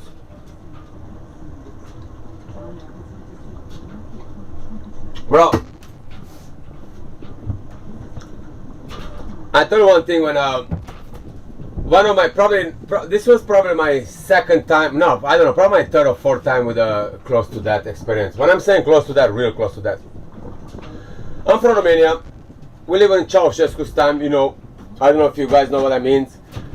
Communists. Everybody was equal. There was no like human stay home, female stay home, and everybody works. The kids have a key around the neck. They come home. We cook, or we actually warm up the food. The parents will come back from work at 5, 6 o'clock. Like now, like, oh, you leave the kid alone. It's like the kid was alone. 5 years old, the kid was alone at home. Yes, we unused gas, electricity. Yeah, nobody. We use sharp knives. Yes, you have to warm up. You have to turn on the gas. Yes, at 5 years old, absolutely. Yes, you come home from school, from crash. At 7 years old from school, you come alone. And your school is not around the corner from you. Yes, you will do that. Yes, you will do that. Anyway, so unattended kids. The generation that was never under observation of child abuse, or this is child abuse. If the kids, if you don't behave, their parents will slap the shit out of you. Anyway, so there's me. I live on a building. We live on the fourth floor. So when they build a building, they're like blocks next to each other. And the crack, so between my building and the next building, there's a crack. I'm on the 4th floor, so we are right there. Above me is the roof, right? Guess what? We had access to the roof. Oh yeah, we had access to the roof. 5 years old, 6 years old, oh yeah, I can be on the roof. And there's no like a fence. Oh yeah, we are on the roof. Anyway, so right on a balcony here, there is a crack in the building, in a building, and there's birds, right? There's this swallows. There's birds over there, and my little brain says, because I was a very curious person all the time, my little brain says, oh, how about I gonna go there and put my hand in and take a baby, because already they're baby, you can hear them. I'm gonna go there, put my hand in and take one and bring it home. It's like, oh, I'm gonna have my own baby bird. I'm gonna become a mother. Of course, that's the mentality. I think I was like 6, 7 years old. Really smart of me, right? So what I'm doing, 1 o'clock, I'm going up. I'm going on the roof. I'm laying on my stomach, and I'm putting my hand in. Now, this is the roof. This is the roof right there, right? I'm here, I'm putting my hand in, I'm bending over, I'm pushing my hand right there in the crack, right? So I'm kind of hanging out from my waist down, hanging out, putting my hand in, right? As I put my hand in, a little itsy bitsy bird, bang! I pull my hand out. That's a crack, right in the building, not a hole, a crack. Put my hand in, my body went like wham. I pull my body out of the building. Now, luckily somehow, my instinct was to push back, right? My hand was up to here, to push back. So I'm dangling on the top of the building, like my body was like this. I was like, whoa, hand dangling, like, oh, nearly to fucking do a big flap. And probably, I don't know. Bro, I went like this, I'm like, oh shit. And I kind of like push it. I push it from here, and like my body went back. Holy fucking Christ, my friend. I tell you one thing. Every time I try to pull my hand out, I'll pull myself more out of the building, bro. I cannot make this thing. So with the feet, I try to kind of grab somehow. I'm alone. Yo, I start panicking. Luckily, I wasn't like over exaggerating. Now, I wasn't even crying or screaming at anybody to help me, because I knew I was gonna beat the shit out of me if I got caught doing that. I would have beaten, crucified. Not even like you are not allowed to watch TV. I would probably be crucified and whipped by fucking 20 billion nuns, man. To do that. I mean, literally me committing suicide, right? That kind of idiotic, stupid I was. I cannot make this stuff up, bro. So I'm there, man. I'm pulling, and yo, every time I pull myself out. So now I realize if I push somehow, I can with the shoulder. So it took me about, like, I start coming out a little bit more, and then hand goes in, and I push a little bit more. It took me about half an hour to pull my hand out and my body out of there, and I roll back on my building there, and I was start shaking, bro. I was like, oh. Then it hit me. Like, probably that was one of the closest face to face with death. But because I was in the middle of dying, kind of like, you know, like any mistake, I could have been dead. Yo, it kind of released that thing. I start shaking, like, holy shit, bro. I was like shaking and shaking and shaking and shaking. Like, yo, but I couldn't tell that story to anybody. So check this fucking trauma, bro. I went to bed, I woke up screaming. I think for the next 5 years, there was not one night when I don't dream about me falling off that building. There was no one night. There was no one night I wouldn't, and I'm like, every time, you know, on a dream, you can't hit the floor, right? Yo, I'm telling you one thing. No one night, it was me not waking up sweating. And my mother's like, how you sleeping? You look like, I had to lie. I couldn't tell her, like, yo, like, I was about to commit suicide. Look what I did. Bro, and it's funny because, and I have a weird thing. I dream a lot. Like, I dream a lot. I dream very vivid. I dream really a lot. Every day I dream. Every day I dream. My dreams are like movies, man. Even this morning, I gotta start talking about my dreams one day. Movies. I can tell you dreams, like dreams going into a dream, deja vu dreams, really repeating. Dragon would take me for a ride, bro. That dragon was with me until I was about 15 years old. That dragon was with my dreams. I haven't dreamt with that dragon since there. Probably like last time I dreamt with him or something. I don't remember. I'm not gonna talk shit out of my mouth now. But I don't remember how we departed from each other, or he came less and less in my dreams. But I remember that dragon was always there for me, man. I created this this character that always saved me, you know. Yeah. Oh, I think the same year or last year after, we live by a river, right? So of course we're attended till 5, 6 o'clock. Parents come home about 5, 6, right? Every morning. So they leave up. They'll go to work at 5:30, 6 o'clock in the morning. They wake us up. You need to go to school. That's the food. Oh, we used to smoke the leftover from my cigarettes. Bro, at 6 years old, 7 years old, I was smoking the shit out of cigarettes, bro. Everybody, we were smoking. You can buy cigarettes. You can buy alcohol, you can buy cigarettes, because I'll go like, yo, give me a packet of cigarettes for my father, and they will give it to you. No question asked. I'll be like, hey, I have cash. And they always steal like a few pennies. Oh, I had my packet of cigarettes. Don't you worry about it. 6 years old, packet of cigarettes, man. Oh yeah. So I remember we and the friends, we go to the river. We had this brilliant idea to, I didn't know how to swim, or I learned how to swim, I think early that year. And my swimming gets, so that's why I don't like water. I was talking the other day about the water, like it's too wet, as a joke. I'm a good swimmer, but I nearly drowned a few times. So this is the first time I nearly drowned. I'm talking like, we went to cross this river. It's a huge river, it's very fast, it's very deep, right? And all these people I've been with, they're older or whatever, they're better swimmer. Like we learn how to swim since we are 2, 3, 4 years old. Like with parents, that's how we go to the river and they throw us in the river, on the swimming pool. Is just, they mind their own business, drinking and smoking, right? And if you survive, you survive. If he dies, he dies. Eh? So my father actually threw me in the swimming pool. I remember we went to the pool. He's like, oh, I learned to drive. Instead to help, you know, like a parent would do, like, oh, you sit in the water, pull your hands and move your hands. Like, you want to learn how to swim? Yeah. Are you sure? Yeah. And he fucking left. Oh, he had to go to get cold beers. He forgot about me. Now, of course, he knew I'm not gonna drown because, human instinct, man. There's a thing over there. Drink some gallons of water, and then you realize the water is not that deep. You just get yourself up, push it with your legs, come up, and swim a little bit more. Literally, I learned how to swim in one day. I can't make this shit up. I learned how to swim in one day. Now, if I swim good, no. I was, the doggy style. So what I'm saying with that, I was kind of know how to swim, but not too good. So we went to the river, and there's a current, right? Heavy current. And so, let's cross the river to go on the other side of the river.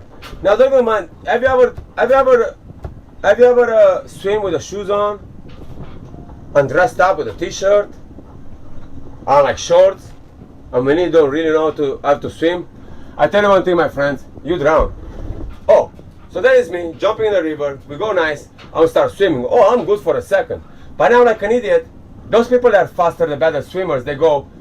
Like an idiot, I'm trying to keep with them against the current. Already that's a bad mistake. I'm supposed to go that way, right? At least. Bro, I keep going and going and going. And I saw them, they crossed on the other side already. Bro, like I will start going down in the water. There's no fucking end of it. Like it's deep as fuck. My clothing there got heavy. I have to take my shoes off. I let them go. Yo, my t-shirt. I was like, I put my t-shirt and let it go. Yo, my shorts. So I'm still drowning now. Like I lost all my power, everything. Yo, I closed my eyes like, I'm dying, and I kept fucking swimming. I kind of passed out. I don't remember nothing. I remember that I woke up on the other side of the river, like on a sand area. And bro, I was like screaming, and swimming on a dry land, bro. I think mentally I passed out or I blocked that issue, but I went all the way down, right? So I let it go. So what happened is, because I was moving, and of course you still move. I just went with the current all the way down. Of course I made it on the other side. But I think I panicked or whatever happened, I don't remember. And I remember this guy was working on the other side of the tractor. The other friends, they came down laughing. They were laughing the shit out of it. Oh, he's drowning. He's drowning. He's drowning. Chris no swim. So I ended up on the other side. They were around me laughing. I'm swimming. I'm like, what the heck? And then this guy comes up. Yo, he starts beating the shit out of us. What the fuck, you idiots? You gonna see this guy is drowning, you laughing, what's wrong with you? You can't swim. What are you doing on the river? I see you watching. I watched you. By the time I got him, he was with the tractor. He started, like, he was about to save me, but he was too much for him to the tractor to this. Bro, he started beating the shit out of us, all of us, man. I got some slaps, man. That teach me a lesson. Learn how to swim. Now, all said, I said I nearly drowned a few times. Oh yeah, I know how to swim. Now when I go on the ice and the ice cracks and I feel under the same river, on the ice, in the middle of the river, that's another story to come. Let me know about that story and I'm gonna tell it to you guys. I'm gonna make another coffee. I'm gonna tell you guys how I nearly drowned, I nearly froze to death. True story. I got hypothermia, drowned, and I nearly drowned. First of all, the situation was a drowning. You know when you're dressed to impress for the winter, like I'm talking like extremely heavy because it's like below degrees. Like it's even the spit is freezing when you spit. You pee and it's fucking frozen by the time it gets done, bro. I'm talking that kind of winters, heavy, extremely winters in Transylvania. They got really heavy. So I went ice fishing. Of course, the same thing when my parents are working. Hey, here is your boy being a G. You don't even know. Okay, coffee. Let me make another coffee.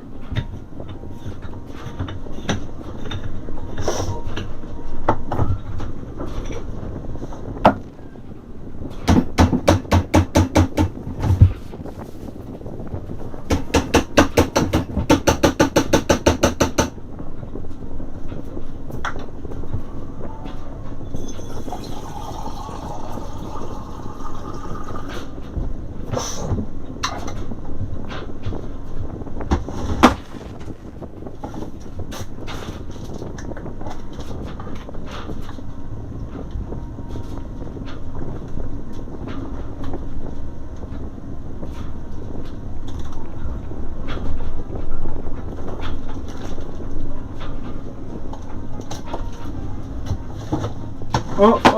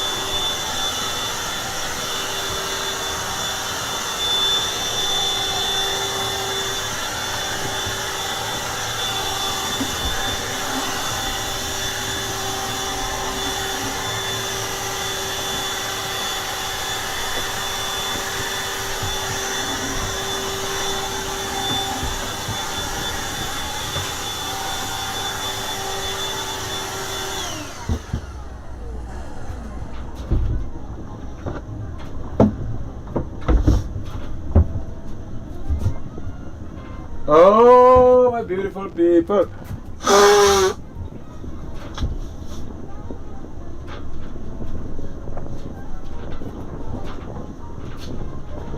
Yeah, bro. Dying is not fun, man. Dying is not fun, man. Dying is not fun. That's a good talk for money, right? Trust me.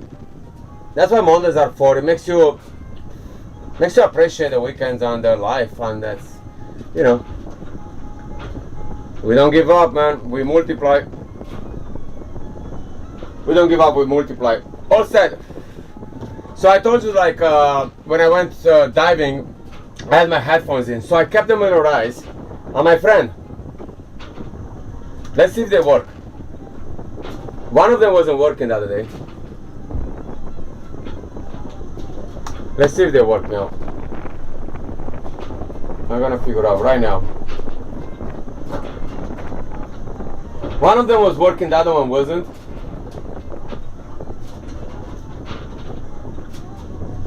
No, man.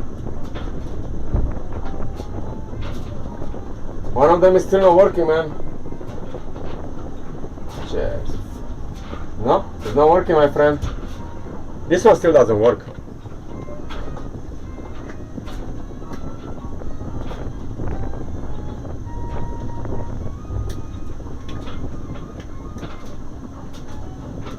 This motherfucker doesn't work, man. One of them is, the left one is dead, my friends. It's really dead, man. Something happened.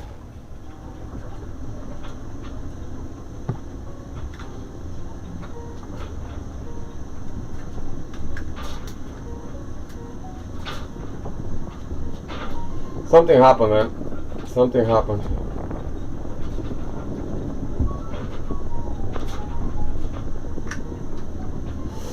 I mean, I know what happened. I dropped them on the water, but let's give them more rice, I guess. That one needs more rice, bro. Okay, let's put my rice on this one then. I mean, what am I gonna tell you?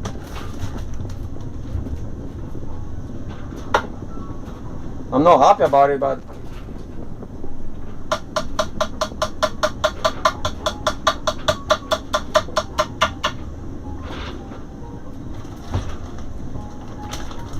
I'm not happy about it, man.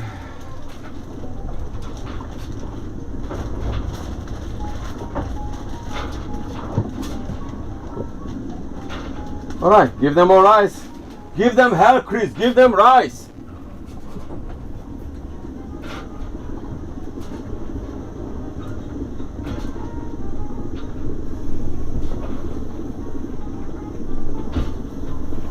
Give them rice, my friend.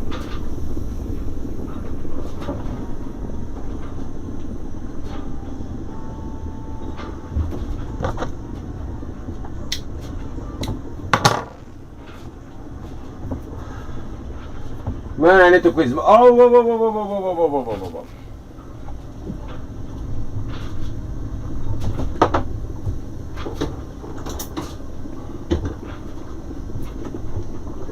Here we have the syrup.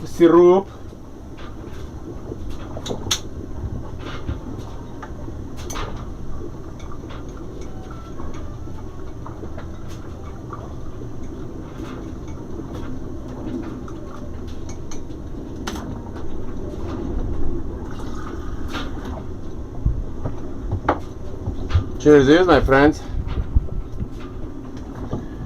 Cheers, my friends.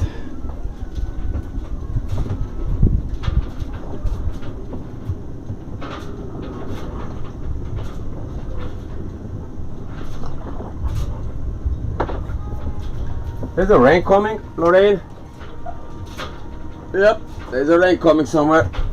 I heard the thunder. Did you hear the thunder? I heard the thunder.